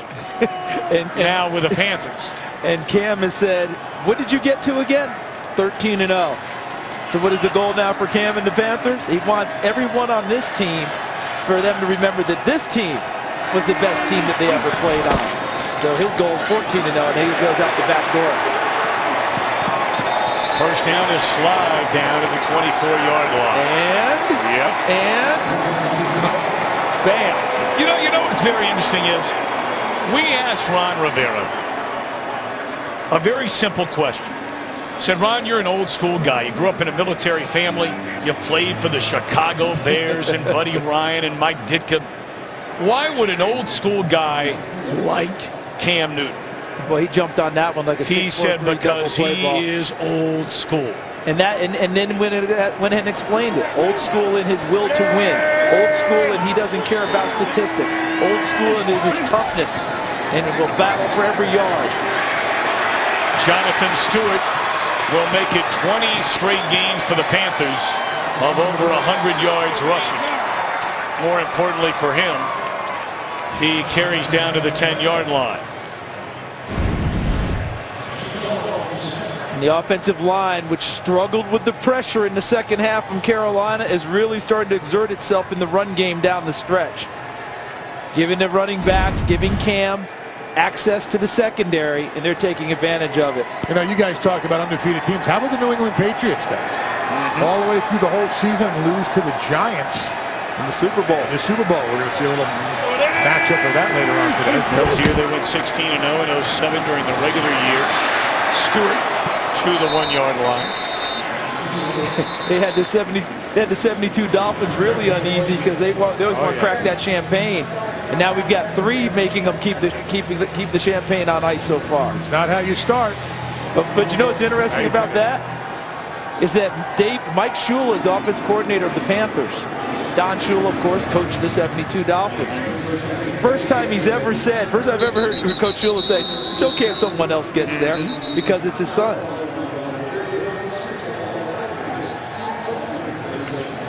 Well, you know, much was made, Cam, early in his career. His body language turned a lot of people off. Charles, you know, sort of surly, pouted a lot. But look, the guy was still so young. He was a kid. I think we forget that so often. And you put a lot on him. The #1 pick in the draft, face of the franchise immediately. Veterans helped bring him along. And Thomas Davis, who's one of the best veterans you're going to find, we asked him about that. And what did he say? It's night and day. He said, but he was a young man who had to deal with a lot and had to mature. And we're seeing that now each and every day. And all those little kids right there, you won't have any problem finding out that they're Cam fans. No. Their only problem is who's going to wrestle who to get a touchdown ball. Because they're down there lining up.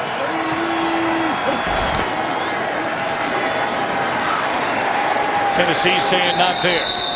3rd down and goal. Titans have done a nice job down there. Whatever you're going to say about this Titans defense, they battle you on every snap. Sure do. And have all day long. They will not make it easy for you.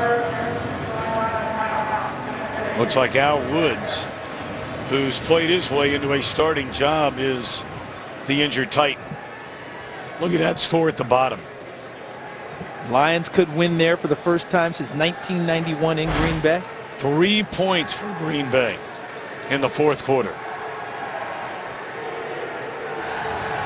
Had a nice moment before this game got started today, Charles. Look at that. That is Steve McNair's son, the legend here for the Tennessee Titans. That's Trenton McNair. And he's meeting with Cam, and Cam understanding the history, understanding really whose stadium this is and was, which was Steve McNair's. And you talk about toughness. If you're going to have a toughness Hall of Fame for quarterback, Steve McNair is first ballot. He would get out of hospital beds on Saturdays and play on Sunday and go right back after the game was over. He was something else. But look at that. Trenton McNair not even wearing Dad's number 9. No. Wearing Cam Newton's number 1. Right here in this stadium, many a battles. And Tony, you know all about him. Am I wrong about Steve's toughness? Tony, you had some great battles here. I'll tell you, just on our way to the Super Bowl, we had to come through here at Tennessee, and he, I'll tell you what, you couldn't give him any kind of breathing room, because if you did, he could explode and he could change the game in a second. And they had some great teams and great battles. A lot of memories on this field I have. A lot of memories. And Tony, those battles, as we take a look at Al Woods going off the field, and look at this, the most rush touchdowns by quarterbacks all time.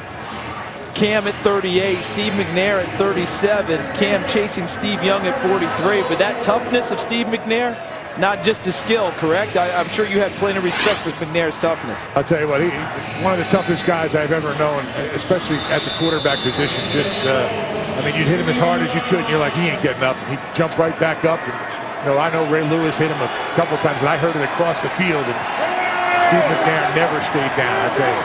What a heart that guy had. 3rd down and goal. Gonna reach over, and it is a touchdown. So add another to that list for Cam Newton.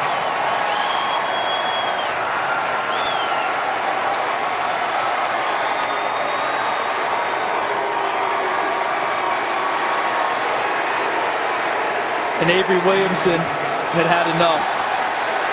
It's a frustrating day for the Tennessee Titans, and they feel like the celebration was excessive. And this is the flip side. His teammates get him. The opponents aren't real happy with it. And he'll go retrieve the football.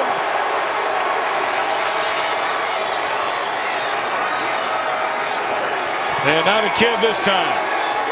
But when you wear the number 1 jersey, that helps you if you're an adult. But yeah, you see the flip side right there. You see why people battle about it. You understand.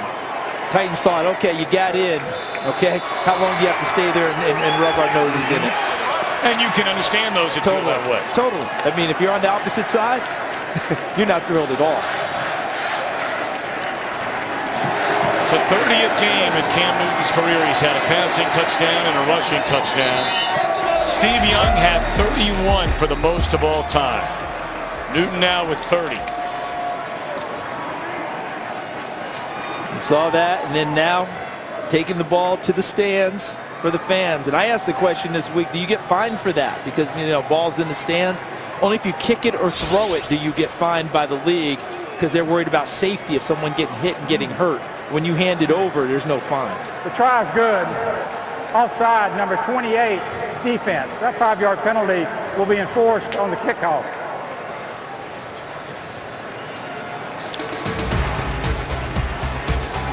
Panthers about to go to 9-0. And if you play with Cam Newton, you get it. But as an opponent, game's decided. That's an extended celebration if you're an opponent. Tony Siragusa, you've been in these situations before. You know, at a certain point, right? Celebrate, but let's move on.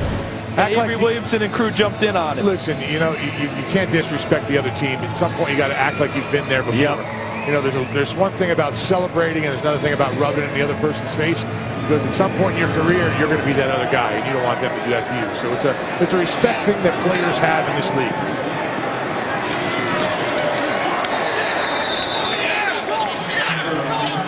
So 2:37 left. We take a look at the remaining schedule for the Panthers this year.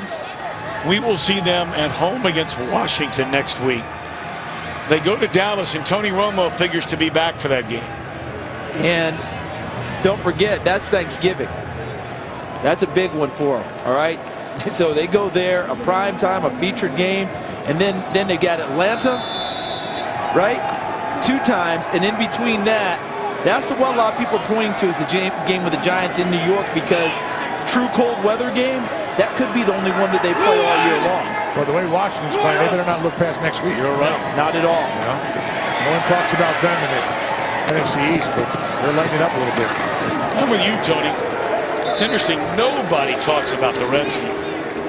You know, they talk about Dallas and, you know, what are they going to do when they get Romo back? And, you know, Philadelphia had a big lead early in the game. Now they're losing to Miami in a 4th quarter.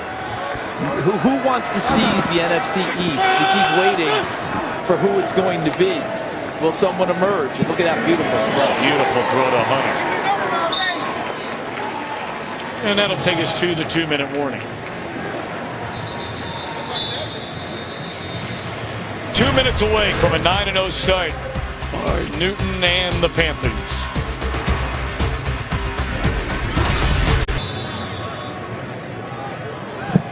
Well, we'd like to tell you bonus coverage coming your way. We'll bring you the conclusion of the Lions and Packers. Big upset brewing there. At Green Bay.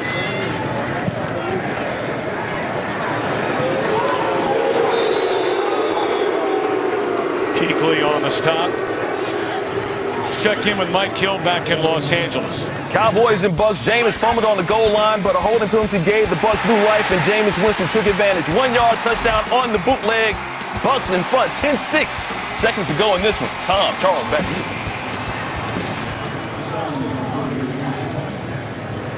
How about Jameis? He doesn't look like a runner, but he can still move it around pretty well. And unfortunately, on our last play, got an injury. Justin Hunter, Tennessee grad, who threw a tremendous block on that bounce ball last week at New Orleans that Delaney Walker caught and took for a touchdown.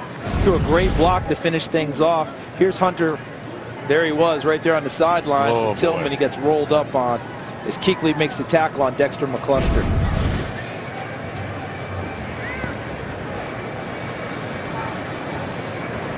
That's unfortunate. Well, they're going to bring out a cart.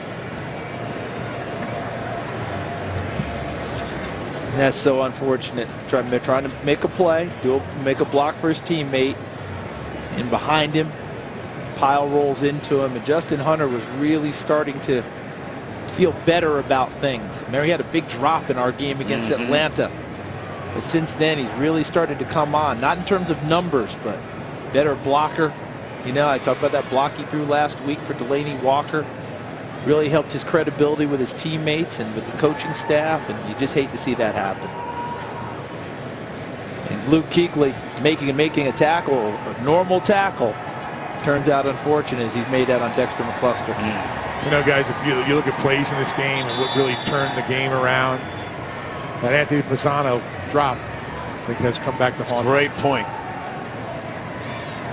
Well, certainly our thoughts and prayers with Justin Hunter being taken off the field. That was a very gruesome injury. Hope he gets well very fast. They've had tough luck with those types of injuries. Brian Schwenke earlier this year against Miami, their starting center. As this one winds down.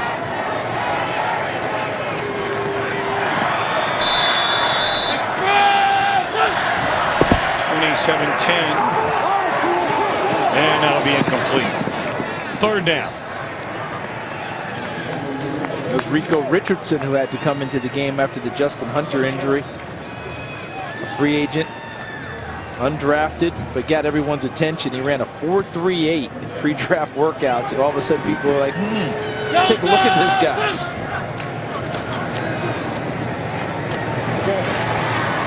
Catch made by Douglas. First down to the 38. Game today produced by Mark Teitelman, directed by Greg Scopatone. Our associate director, Alex Olson. And our broadcast associate is Jordan Wolf. The ball may have been knocked free by the tackle by Kuechly. I think you're right. Yeah, I think it did come out. It is. A turnover.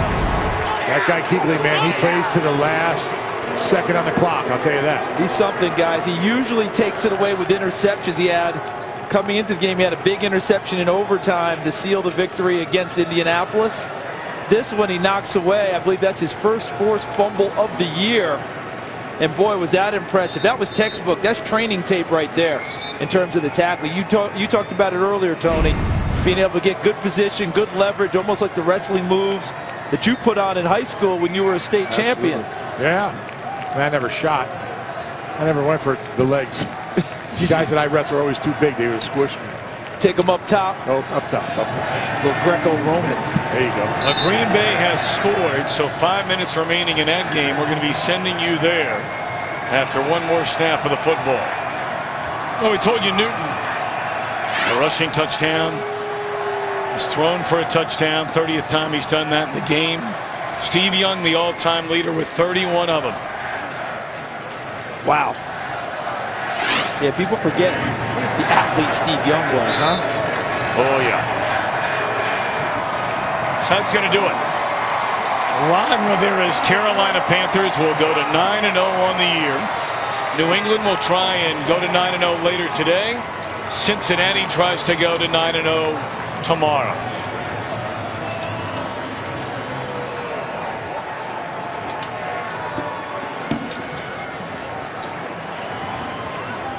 So we're going to take a timeout. We will come back and tie a ribbon around this one.